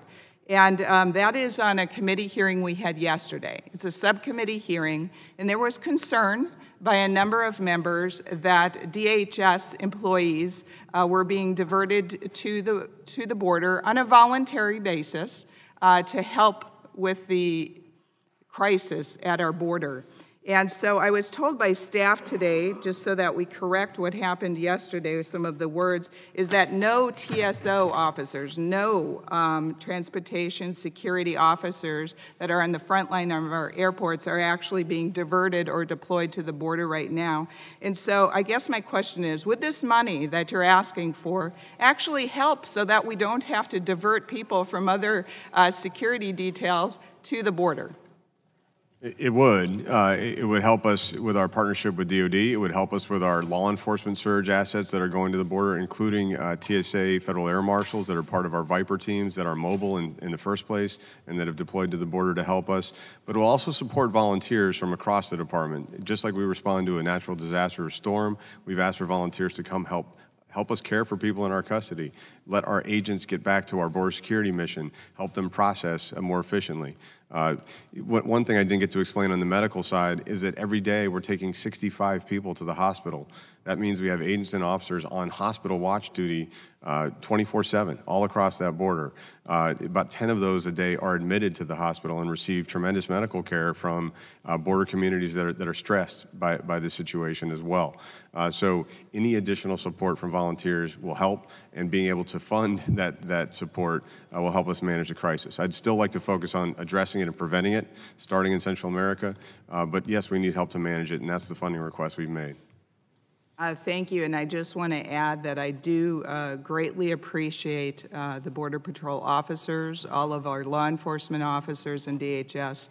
The ones that I have met are really working hard to protect our nation and to help these migrants. So thank you. I yield back my time. Thank you. Mr. Secretary, in your meeting with the ranking member and myself yesterday, you told us that TSOs were being deployed to the border.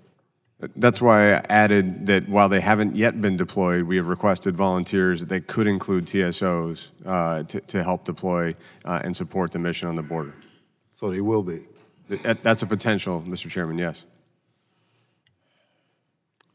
Chair recognizes the gentleman from New York, Mr. Rose.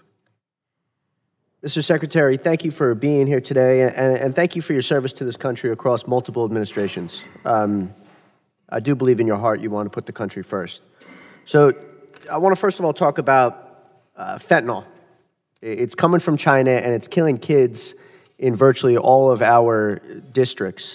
China's the largest producer of illicit fentanyl. Recently, there's been a bipartisan bill, bicameral as well, that called the Fentanyl Sanctions Act, proposed to hold China's feet to the fire. And part and parcel of this is the establishment of a federal commission which will focus on developing a consensus and a strategic approach to address illicit fentanyl. Very basic question, would you be a supporter of Homeland Security participating on the commission and in this whole of government approach to address fentanyl? So addressing the scourge of fentanyl is one of the department's top priorities on the counter-narcotics side. And so I'd certainly like to talk with you about that and see how we could be a participant in that effort. Do you have any other updates you'd like to give on your perception of the fentanyl issue right now? I've got maybe 3 or 4. I'll try to do it quickly because I know you have limited time. First of all, the investments in 2019 that will allow us to transform how we do scanning of trucks and vehicles crossing our southern border will make a huge impact in our ability to detect synthetic opioids like fentanyl and all narcotics. We're also deploying this equipment in mail facilities and express consignment out at the JFK mail facility, for instance, where most of the fentanyl that's in mail packages, hiding in that huge mass of consumer goods that's coming across from China. We're able to detect that better with that equipment.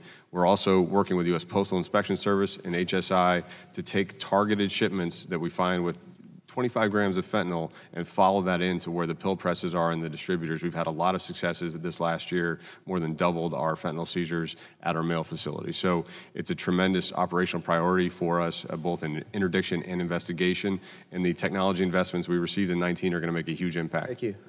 So moving on to counterterrorism. I represent a district in New York City, #1 terrorist threat. The country definitely, potentially the world at large. It's been raised already here that you and the administration with your support, has proposed pretty significant cuts to whether it's UASI, transportation security, so on and so forth, $587 million in cuts in total for Homeland Security grants to places that need them for counter-terror spending. New York City particularly, you used a term that I found interesting earlier, shared responsibility. Your belief, correct me if I'm wrong, is that municipalities and states need to start doing more. Is that correct? So are you of the opinion that then the NYPD is not doing enough right now, is not shouldering the burden enough right now? Because these cuts are significant. I believe these cuts, it's not a scalpel, this is a hatchet. And I have to figure out what to say to them. Right. And it being, from a bipartisan, country-first perspective, what do I tell them? Well, first of all, you can tell Commissioner O'Neill that he's among our top partners in law enforcement all over the country, and that NYPD is the most effective counterterrorism force in a state and local police level that I'm aware of. So please don't suggest that they're not doing enough. In terms of grant investments at a municipal level, especially our major cities that could be targets, that does have to be a shared federal, state, and local responsibility. But monetarily, you're saying that they need to do more. New York City, New York State, other major urban areas that are the primary threats to counterterror, you're saying that they are not doing enough right now. No, I'm saying that to sustain funding at the prior grant levels, and remember, we're working within a top-line budget. Nobody wants to make cuts to security programs ever. You're trying to balance across all of your requirements as a department and as an administration when you submit the budget. So I just want to emphasize that. And is it a correct reading then of the budget to say that you have deemed the border a greater priority than counterterror right now? So I think there are multiple priorities. The border is a significant priority. You're increasing funding for one. Correct. And decreasing funding for the other. Correct. Yeah. Logical conclusion from that is that the border is a greater threat to this country right now than terrorism. So Not necessarily, but you just noted the fentanyl risks, right? That's coming across the southern border. That's the primary ports of vector, entry, and yes. it's having impact on our communities every single day. So it's a balance between all of those efforts. I think the idea on the grants is that the accumulated investments have gotten us to a place of significant security, especially in major cities. We need to continue to work on it, continue to partner, and hopefully we can manage through the cuts. Okay, thank you for your time, Mr. Secretary, again, and thank you for your service. Chair recognizes gentleman from Tennessee, Mr. Green. Thank you, Mr. Chairman. Ranking Member, Secretary McAleenan, I've got to start off first by telling you thank you for your honorable service to this country. You have been a staunch defender of our freedoms and the rule of law, defending the Constitution as you swore an oath to do so almost 18 years ago. It is my understanding that you left what promised to be a high-paying civilian sector job after you felt inspired by the attacks at 9/11 to help CBP set up the Office of Anti-Terrorism. Your faithful service is very appreciated, and I hope we in Congress can do our job and provide you the funding you need, and as requested by your people on the ground, to continue your now broader mission. The Democrats got it flat wrong. While the president sounded the alarm on the crisis at the southern border, the left refused, in fact, shut the government down, stating, and I quote the speaker, a manufactured crisis, end quote. Now even the liberal New York Times is saying it is a crisis. Further, the deception of the left seems to know no bounds. The images of children in cages were actually from the Obama administration. Yet multiple activist legislators today have decried the separation of children when in fact this president stopped it. I'm highly concerned about my colleagues on the other side of the aisle using politics to block DHS from doing its job and in securing our southern border. From demanding a limit on detention space for illegal aliens to the new supposedly cool thing to do, chanting, "Abolish ICE, abolish ICE." The Democrat Party has hit a new low on the rule of law. This country welcomes immigrants who come here legally with open arms, but a country without borders is not a country. And the notion that we should not be allowed to preserve our borders' very existence or even remove current barriers, as others have proposed, is ridiculous. My colleagues claim to be a party that defends federal workers, but where are they now defending our brave ICE agents? Where are they in helping those who serve us? Mr. Secretary, one quick question. Can you elaborate on the need for more beds for ICE and what the lack of such funding will do in disrupting ICE's mission? So what we're seeing with the flows at the border, the one demographic that we can actually finish the enforcement of immigration law on and determine if someone has a right to stay in the U.S., a valid asylum claim, or should be repatriated is for single adults. Due to this border surge, we are exceeding ICE capacity for single adult beds, and we've requested more funding for it. Without that funding, we have an impossible choice. We either lose control of our border entirely because we won't be able to enforce the law even against single adults, or we're going to have to release people that were picked up in the interior with criminal records, which is also unacceptable. So we need that funding from Congress to maintain our border security and to support the men and women of ICE. And just to clarify, 75% of ICE's intake comes from the border. They are focused on supporting the border security mission first and foremost. But to take away their ability to also pick up criminals in the interior and to keep threats out of our communities would be very unfortunate for our security as a country. Thank you, Mr. Secretary. Is there anything else that, based on the testimony that's been given so far, that you'd like to take the remaining minute of my time and just share with the committee your thoughts? Thank you for that opportunity, Congressman. A thought I would have on this, you raised this challenge of single adults, and I just want to also put it in the context of families. In my first two hearings, testifying as acting secretary, being responsible for oversight of ICE, what I heard from members is a lot of concern about ICE officers in communities making arrests. And what struck me there is what we're asking to do with families is actually keep them safely together in custody to finish a proceeding, but not release them to communities. until they have proven a right to stay in the U.S. So what the members are asking me is saying, you can't keep them in custody and you can't come into our communities, even if they have a final order of removal from a judge.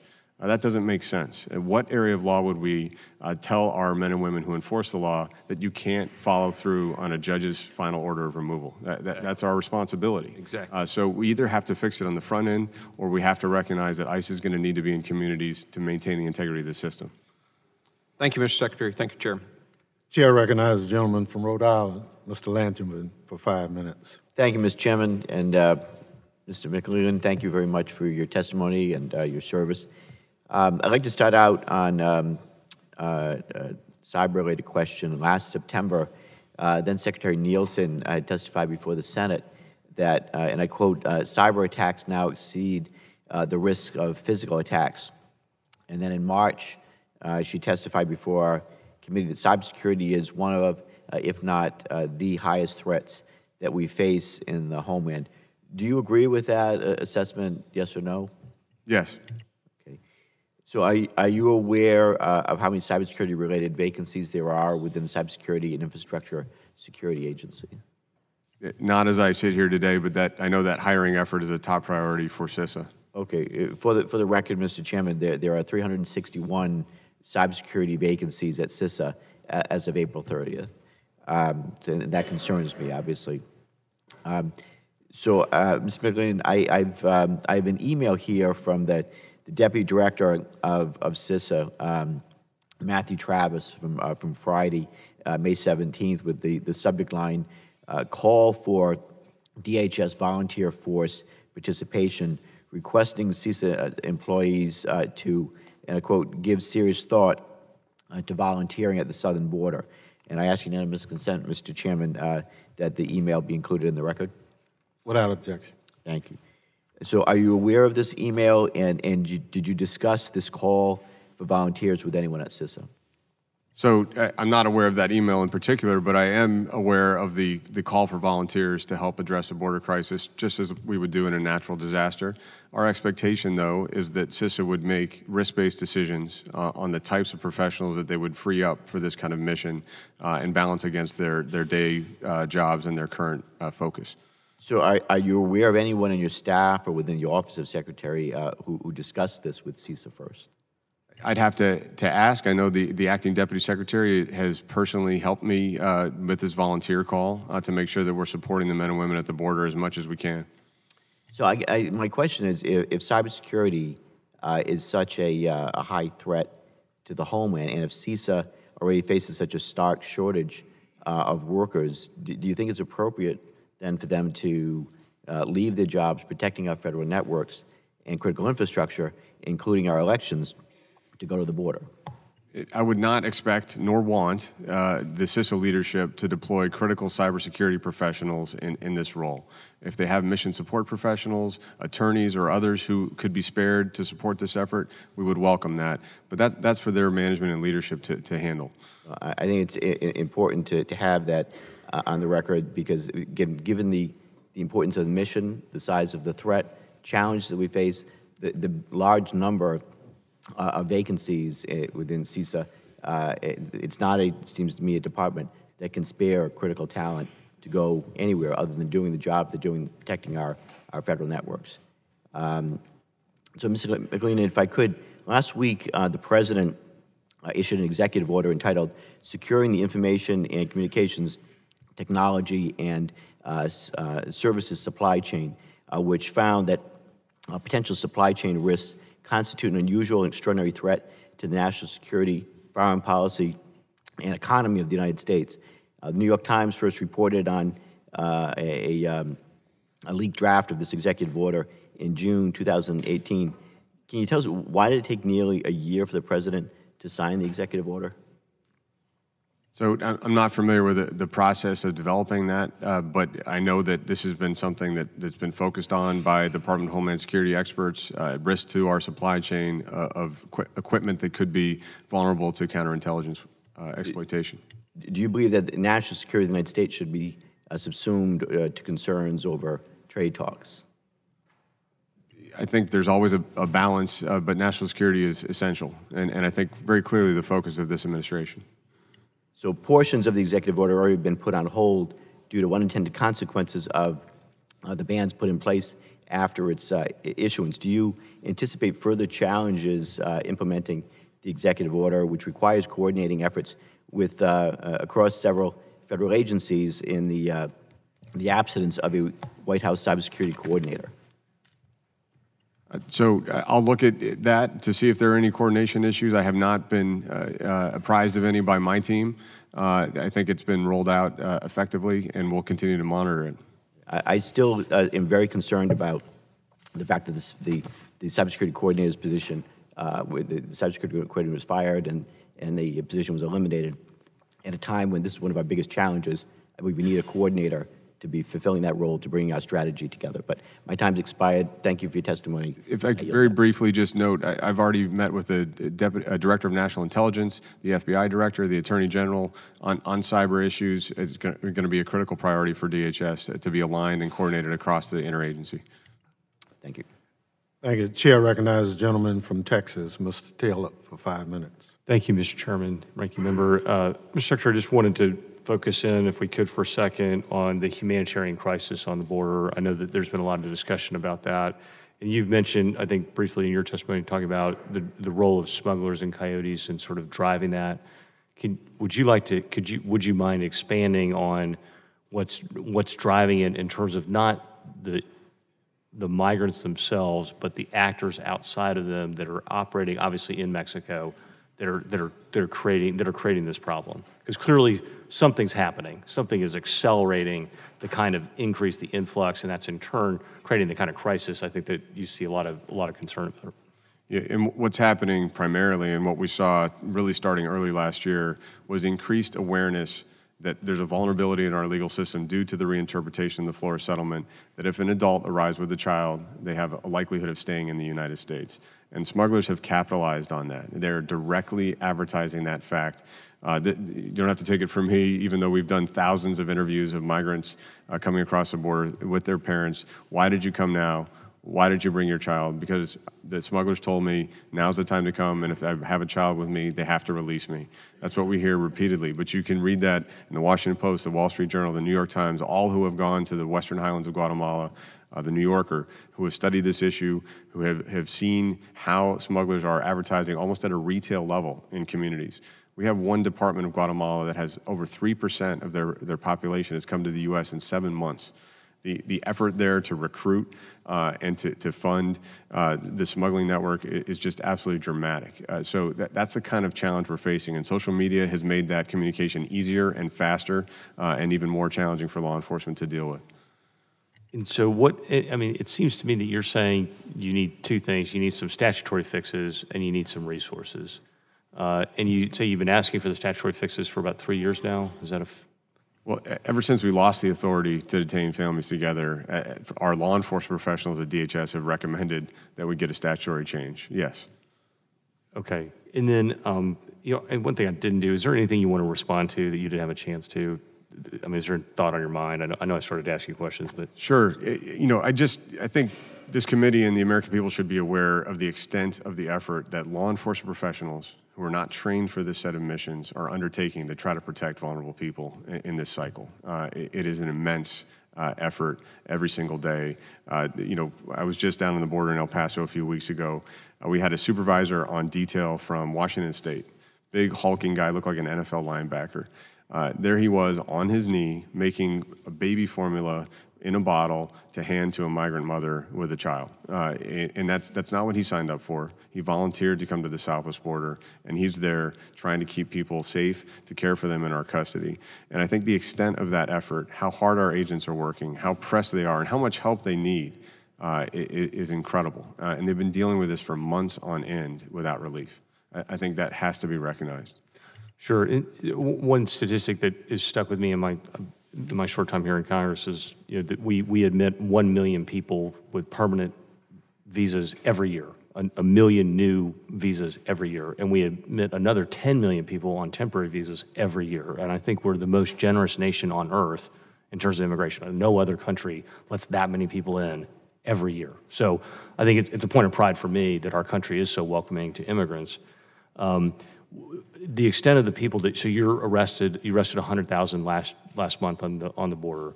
How many of those have been released into the United States?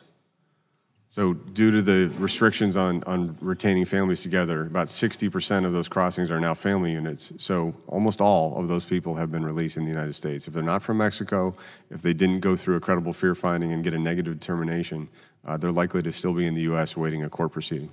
And so when you're doing your numbers, they're going into the temporary visa. So they're being apprehended and then being released on a temporary visa in the United States. Is that right? It's not a visa. They're essentially paroled, released on their own recognizance to pending a court hearing. Okay, so they're not in the 10 million bucket. They're another. They're another bucket altogether of people Correct. that are coming into this country illegally.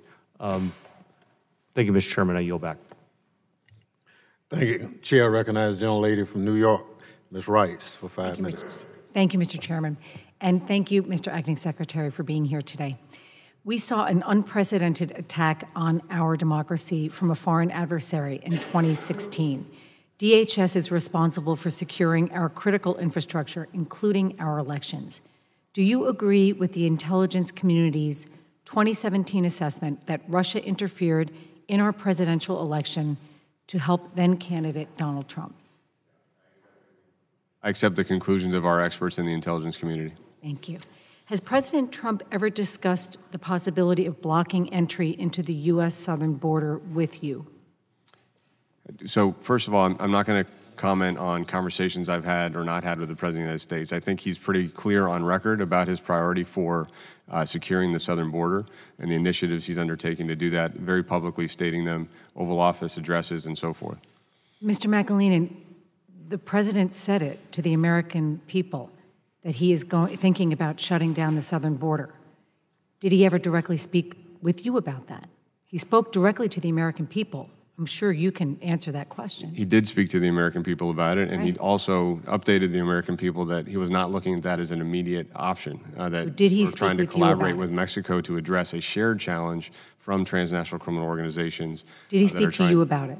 I'm not going to talk about conversations with the President. Did he ever mention the possibility of a pardon if you violated the law and were arrested for closing the southern border? Yes or no? As I've noted, I'm not going to You're talk not gonna about conversations answer with the President, but I've never been asked to do anything illegal, and I'm on record in the media and elsewhere with that answer. Well, have any people who've worked for you addressed concerns about being asked to do things that they felt were not legal and the personal ramifications they might suffer as a result of that?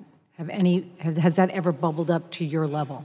So we would not ask our law enforcement professionals to violate the law. That's not acceptable for my level or for any of our leaders.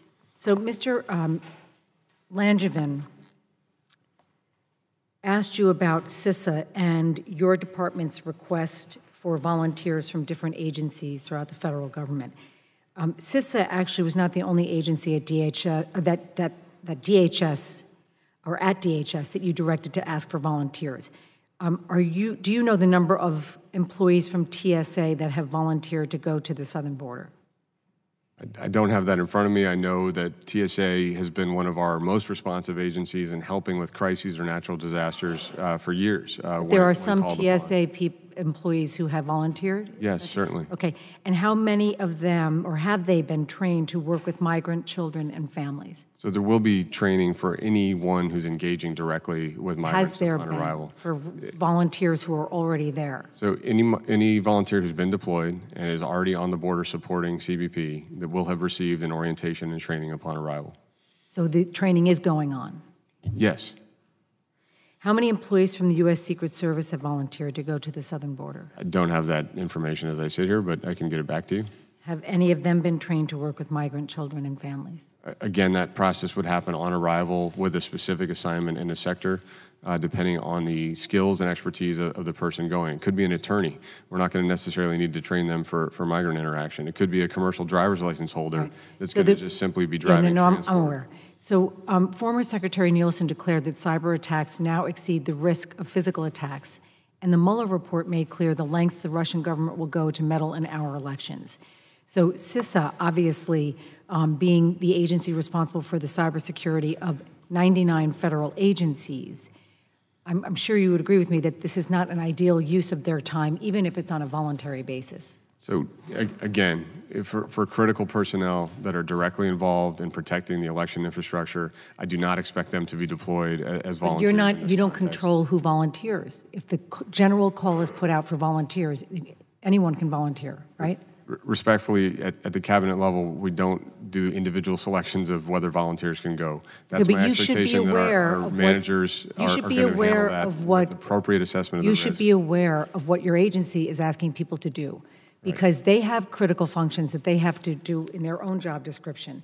And you've been given a lot of money from Congress to increase hiring and get people on board, so we don't have to deplete critical agencies at a critical time. Yeah, we do you agree with President Trump's decision?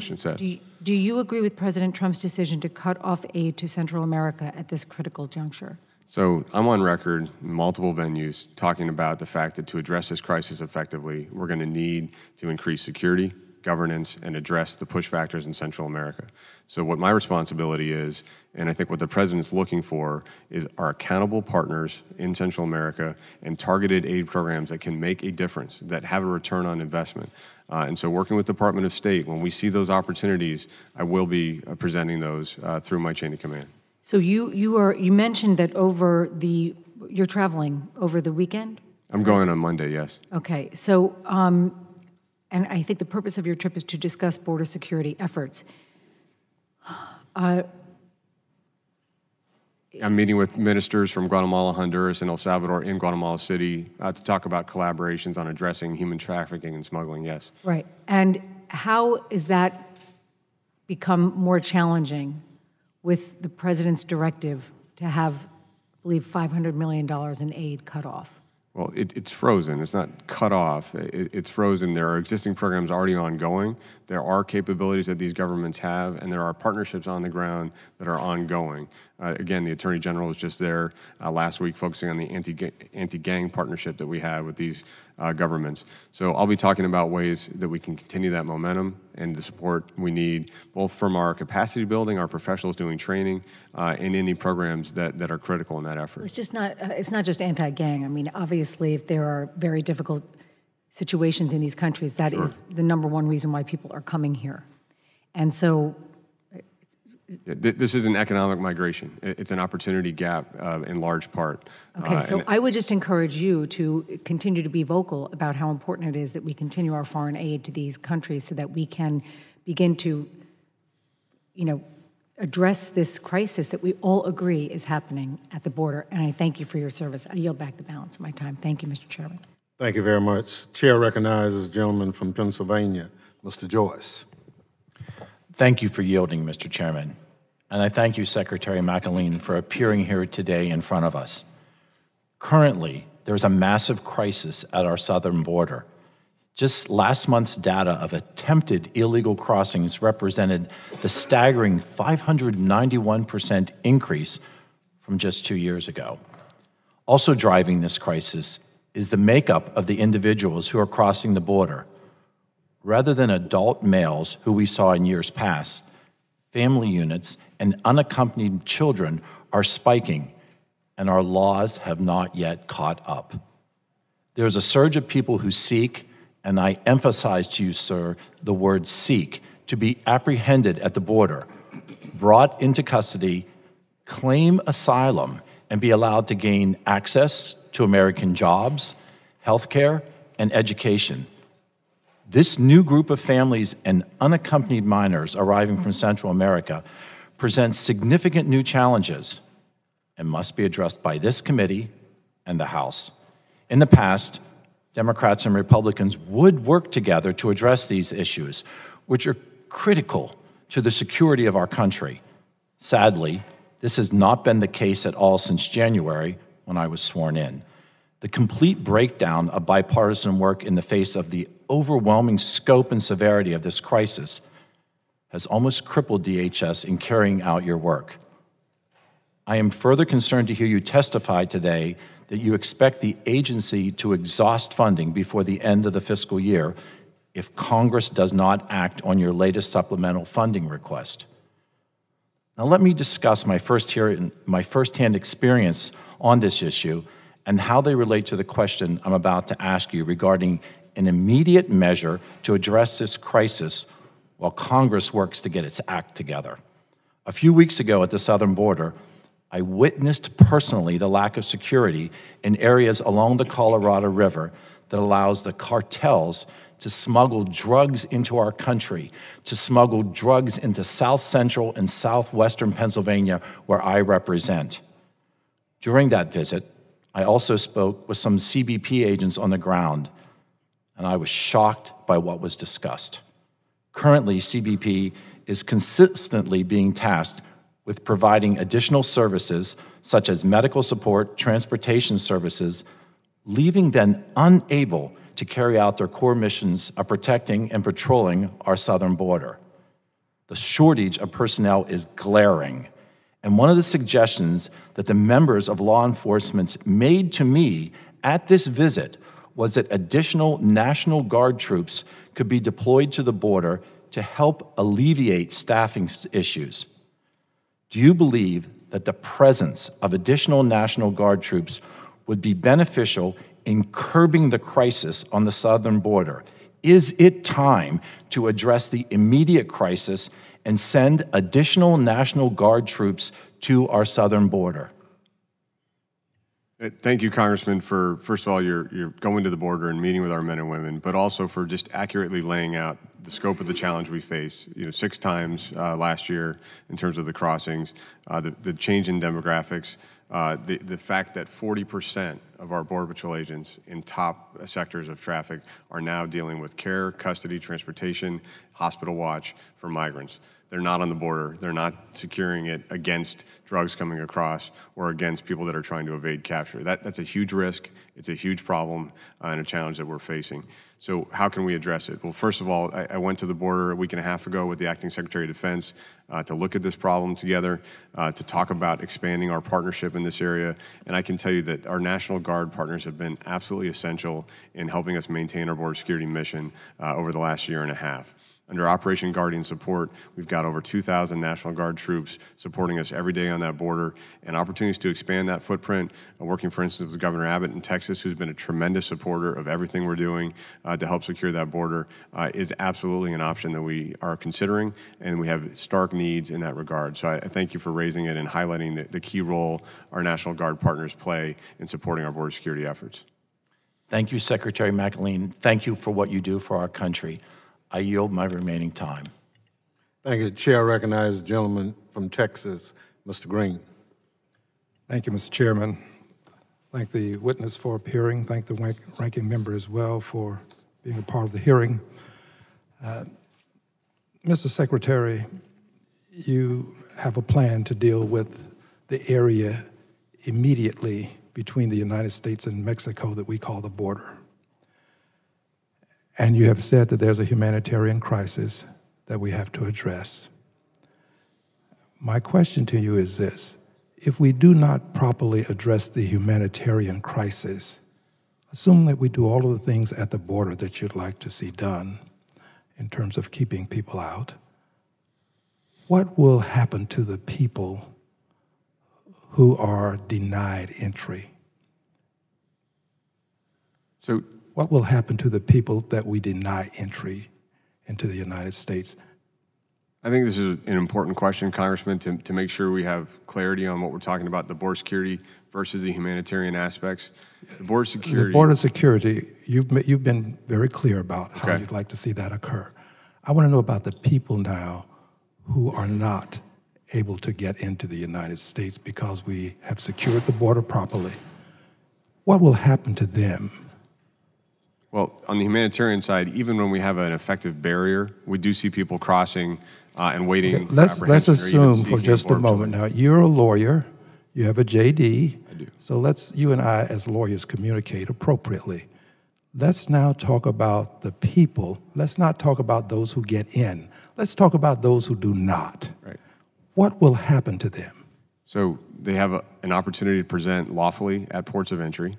And we're doing that in record numbers right now. We're headed toward almost 80,000 asylum seekers presenting at ports of entry this year.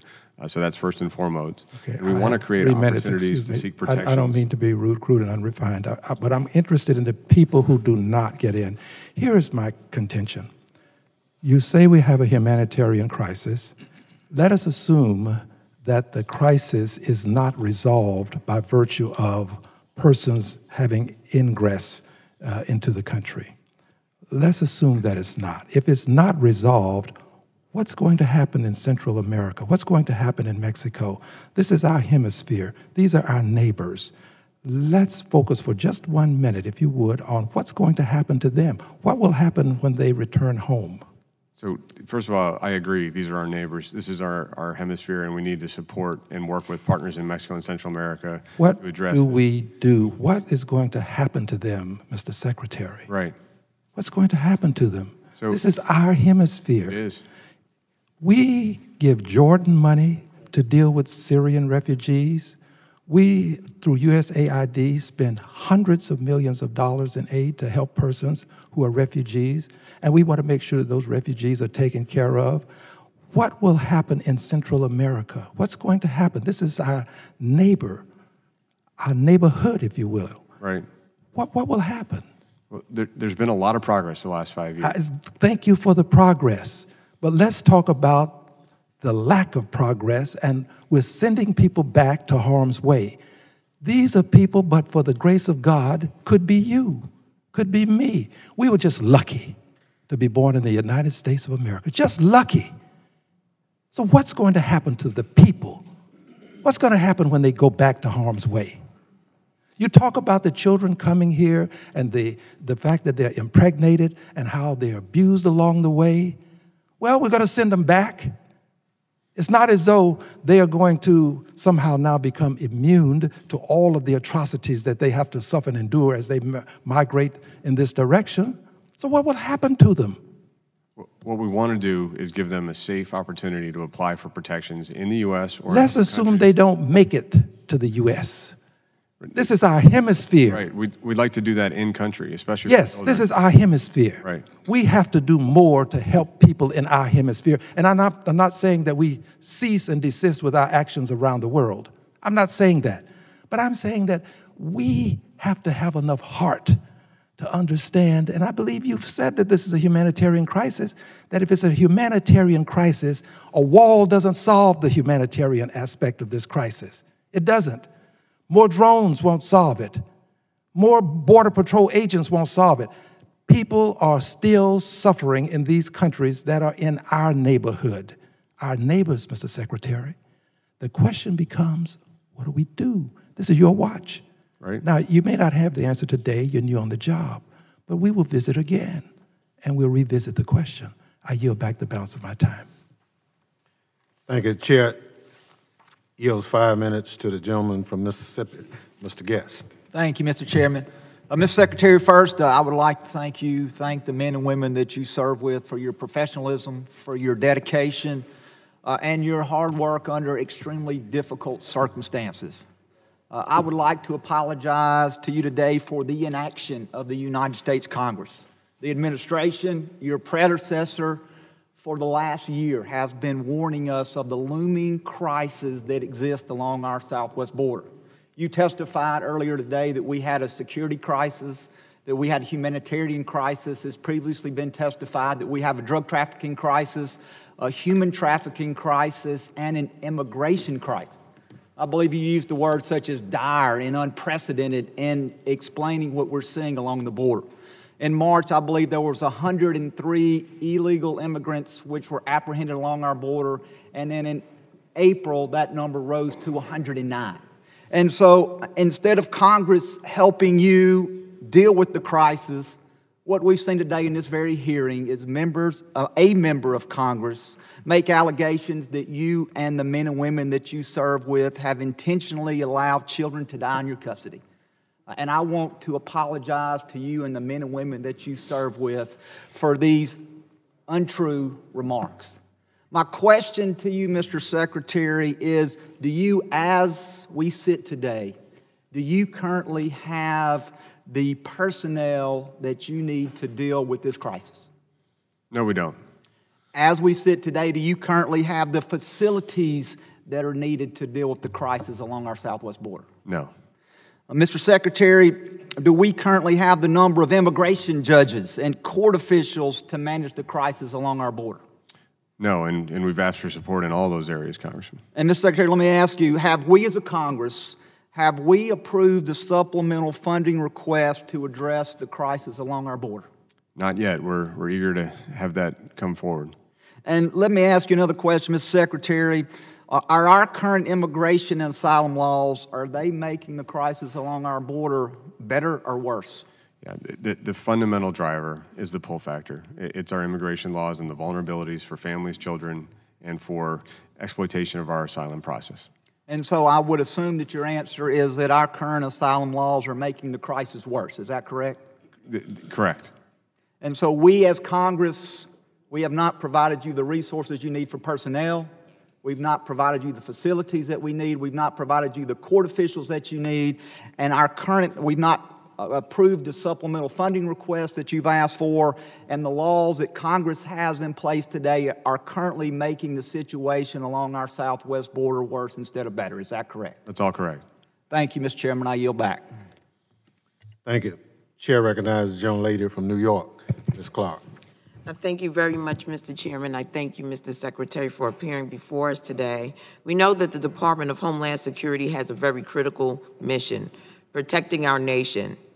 It seems, though, however, that we have not quite figured out the right blend and mix with respect to our mission and really focusing and honing in on it.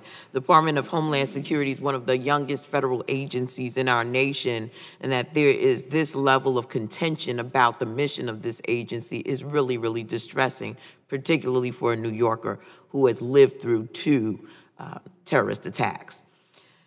We don't just need to defend ourselves against the all too real threats of cyber attacks, terrorism, and election interference. We also need to defend our values. And I think that part of the struggle here today is a struggle of values. Before her departure, our committee held a hearing with Secretary Nielsen. She denied the very fact that children were being held in cages when everyone could see it with their own eyes. These inhumane policies, which are simply the mandate given to an agency by an administration, and the family separation is just one of many that I believe have no place in our society. It is as though we are suffering with amnesia about the fact that so much of who we are is rooted in immigration, no rather who you are in this country outside of Native Americans and, of course, those who were brought through chattel slavery. So I just find it really interesting, some of the conversation that we've been having today. When there weren't immigration laws, a whole heap of people came to the United States of America seeking freedom and liberty. They may have come from Europe, they may have come from other parts of the world, but they came and they were embraced. Well, you know, some of them struggled, but they became Americans. Under this administration, unfortunately, the mandate for DHS has focused on the attack on immigrants, has been focused on the attack on refugees. And while diverting resources and personnel away from what I believe are real threats, the wall we should be building is a firewall to defend our networks against cyber attacks. And while we spend a fortune on so-called border surge, we are failing to take basic precautions against another round of Russian interference in our elections. Schools and places of worship are under siege, and foreign and domestic terrorist groups are on the rise. But instead, Donald Trump is focused on what many believe, and I certainly do, is a fake threat of hardworking individuals seeking refugee status here in the United States of America. And that's not Homeland Security, that is demagoguery. So let me just ask a couple of questions. As acting secretary, you are now charged with the critical task of defending our elections from foreign interference. You answer to Donald Trump, who denies that Russians interfered in the 2016 election. In an interview on Air Force One in 2017, the president said that Putin said he didn't meddle, and that Donald Trump said, I really believe when he tells me that he means it. Let me ask, does the Donald Trump statement conflict with the findings of DHS and all of our intelligence agencies that Russia did, in fact, interfere in the 2016 election? The Intelligence Committee's findings speak for themselves, but could I respond to some of your points you raised in your opening? I just wanted to get through my line of questioning. I don't have a whole lot of time, but I will yield to you once I get through those questions, because my question is, how are we protecting ourselves? Sure. How does your budget reflect the need to protect ourselves, particularly from cyber intrusions by nation state? So first of all, our 2020 budget request for the first time has a specific line item for protecting elections. That said, we're not waiting for the 2020 budget. We've already launched a Protect 2020 initiative, trying to reach all 8,800 jurisdictions that oversee elections in this country. Maintaining our election integrity from a cyber perspective is a fundamental obligation of this department. I've had meetings multiple times a week since I've gotten in this chair focused on that issue, and I have, I think, a great team at CISA that's interesting because there is excuse me, Mr. Secretary, there's a $40 million cut in the cybersecurity infrastructure security agency's budget, and there is a $238 million cut to the Science and Technology Directorate. So are you telling me you're going to do more with less? Is that essentially how that works? Not precisely. The cut that you referenced is because we've completed development of one of the protective systems of the .gov network, that we don't need additional money to start the development. We're now just in an operations and maintenance phase with that. We do have new funding for personnel and for protecting the election infrastructure. Okay. You said you had some comments. Yeah, I don't believe we're failing in our counterterrorism mission or failing in our focus on cybersecurity. We are a multi-mission department. We have to do multiple things at the same time, 240,000 strong, with leaders across the department, our 8 operating components, all focused on different aspects of these mission sets. And I can tell you there's no attack on immigrants. There's no attack on refugees. There's a desire to secure our border. We're processing more asylum seekers than ever before as a nation.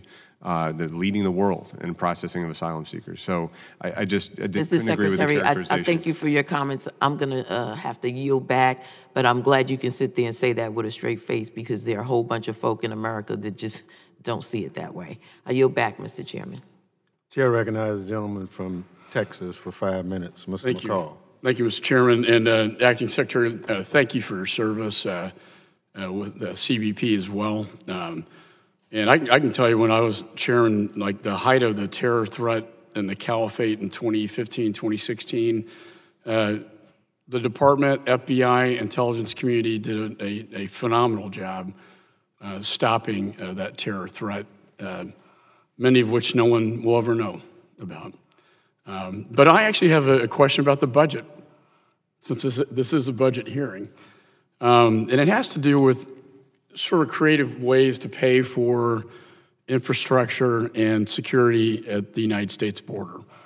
Unfortunately, the bill I have with Chairman Goodlatte had failed on the floor. It had $25 billion in advanced appropriations.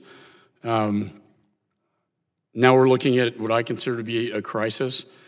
Can you tell me how much the budget is for both infrastructure and technology at the border? You may not know that offhand. If you don't, that's fine. I referenced a number of those investments in my opening and in my written statement. And good to see you again. Appreciate your expertise and longtime support of DHS and our missions for security. We did request $5 billion for wall, about $500 million for additional investments in border security sensors and technology, surveillance capability, for instance, as well as our air marine platforms to have a better surveillance capability as well. One of the ideas that we had, and I think it was also discussed by, I think, Mr. Kushner, was we were going to put in that bill something called the Border Security Trust Fund. Right. But instead we opted for the advanced appropriation. But the idea is it's pretty simple, and to me it kind of makes a lot of sense. A Border Security Trust Fund, all the fees that CBP collects at the border, most of those, as I understand it, go to the General Treasury and not back to the border. Is that correct? That's correct. Do you know how much is collected, say, on an annual basis with these fees? Well, if you combine our trade mission with our merchandise processing mission, with our travel mission, we're talking well over $50 billion, well over the total funding requested for the entire Department of Homeland Security. Because it seems to me, you're collecting this at the border. It should go not just for border security, but we have a lot of infrastructure issues. When I go down to Laredo or McAllen, you see the long line of 18-wheelers and processing, and we can have better technology down there and have better infrastructure in place. Currently, how much of that goes back to the border and how much of it goes to the General Treasury? A very small percentage goes back to the border. And if I could just offer that, I think the notion of a sustained fee-based investment in infrastructure, both to catch up with the deficit that we have for ports of entry, for instance, for border security technology, would be a tremendous idea. It was offered last week by the president in rolling out the immigration reform recommendations to members of Congress. But that kind of thing should be nonpartisan, to continue our investments without waiting on the vagaries of a budget cycle to make sure that we can enhance lawful trade and travel, as well as secure against narcotics, provide increased protections all along the border is a very good concept and idea that I would support. And I was going to ask if you did support that idea. I think this, Mr. Chairman, is a bipartisan issue. It's not political. It's just using a fee that's captured at the border to go to protect the border and build infrastructure. And it's self-sustaining, as you said. I get really, we all don't look forward to the appropriation cycle and the shutdowns of the government and the cliffhangers and all the drama, holding your department hostage with this kind of funding. And this will happen again, unfortunately, I think in September, if we don't do something creative like this to solve that problem in a responsible way without scoring political points or having the shutdown of the government, which I don't think anyone here supports that idea. I don't think it's ever productive to shut down the government. And then it just turns into finger pointing for political purposes. So I would suggest, Mr. Chairman, I would very much like to work with you and the ranking member on this idea, if you would be amenable to that. And I sir, I want to thank you for your service and your support for this idea as well. And with that, I yield back. Thank you. Chair recognizes the gentleman from Missouri for 5 minutes, Mr. Cleveland. Thank you, Mr. Chairman. Mr. Secretary, congratulations, and I wish you the best. I don't think anybody on this committee, and probably no rational American, would want less. So I wish you the very best. I'm concerned about the budget request, the cut, $270 million, and the reason I'm concerned about it is that I have become almost obsessed with TSOs and the fact that they are woefully and, in my estimation, dangerously underpaid. As I mentioned yesterday here at a hearing, they're the only thing that stands between most of us who fly airplanes every week and terror, and we treat them like they're insignificant.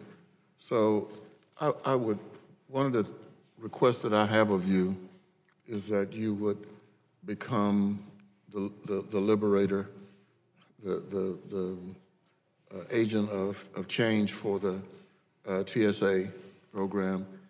We've got to do something about the pay, and I hope that when the sun sets on your time in this position, that you can look back. I really hope and say I was able to do something with the TSO pay. Is that possible?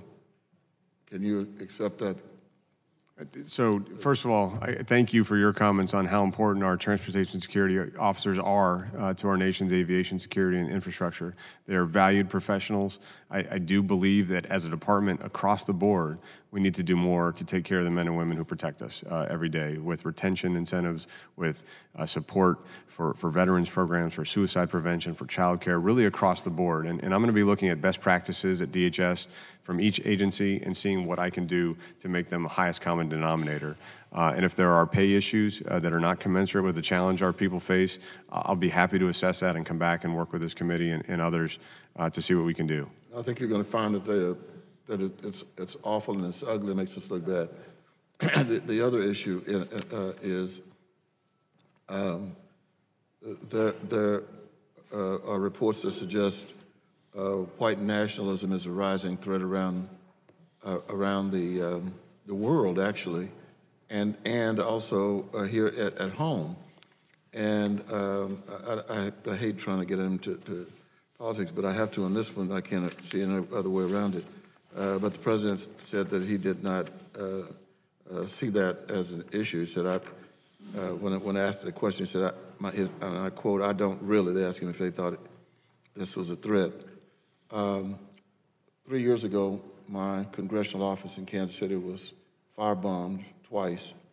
The gentleman has been apprehended. He's now serving 10 years in Leavenworth. My father keeps asking what's going to happen when he gets out. This is a personal issue, and I don't like bringing my personal business out here, but the point is, and I have to give the FBI were amazing in catching the guy. But if the president doesn't see this as a threat, and I personally know what happened to me, and I've seen and read about on the news what has happened around the country, and I'm not sure that I am absolutely certain that there are not good people on both sides. And so I'd like to know your assessment as the Homeland Security Secretary. So our responsibility, Congressman, is to address targeted violence regardless of the motivation or ideology, and I am concerned about white supremacist extremists and the growing attacks, especially that we've seen on houses of worship. It's why I responded right away to the chairman and ranking member's challenge to ask the Homeland Security Advisory Council to set up a subcommittee to protect faith-based organizations and houses of worship. And they're going to bring a report back that tells us how we can improve our prevention efforts in this regard. And absolutely agree it's a problem, and we need to work to address it, not only at DHS, but with our investigative partners at the FBI and with state and local. Thank you. Thank you, Mr. Secretary. Thank you, Mr. Chairman. Thank the gentleman from Missouri. I want to thank the witnesses for their valuable testimony and the members for their questions. I'd like unanimous consent to enter into the record a statement from the National Treasurer's Employees Union. Without objection. And, Mr. Chairman, I'd also like Ranking member. I mentioned earlier trying to get an amendment on the president's budget adopted, and it was denied. I'd like to put a copy of that in the record without objection. Without objection. Thank you. The other thing I'd like to indicate is that on the Flores decision, it was about prolonged detention of children had proven to be harmful to their health. And the judge looked at that as the overriding factor as to why they shortened the time for detention. And so I think the court looked at it from that perspective rather than a punitive decision on the department, because we are concerned about the care of children who are in detention. The members of the committee may have additional questions for the witness, and we ask that you respond expeditiously in writing to those questions. Without objection, the committee record shall be kept open for 10 days. Hearing no further business, the committee stands adjourned.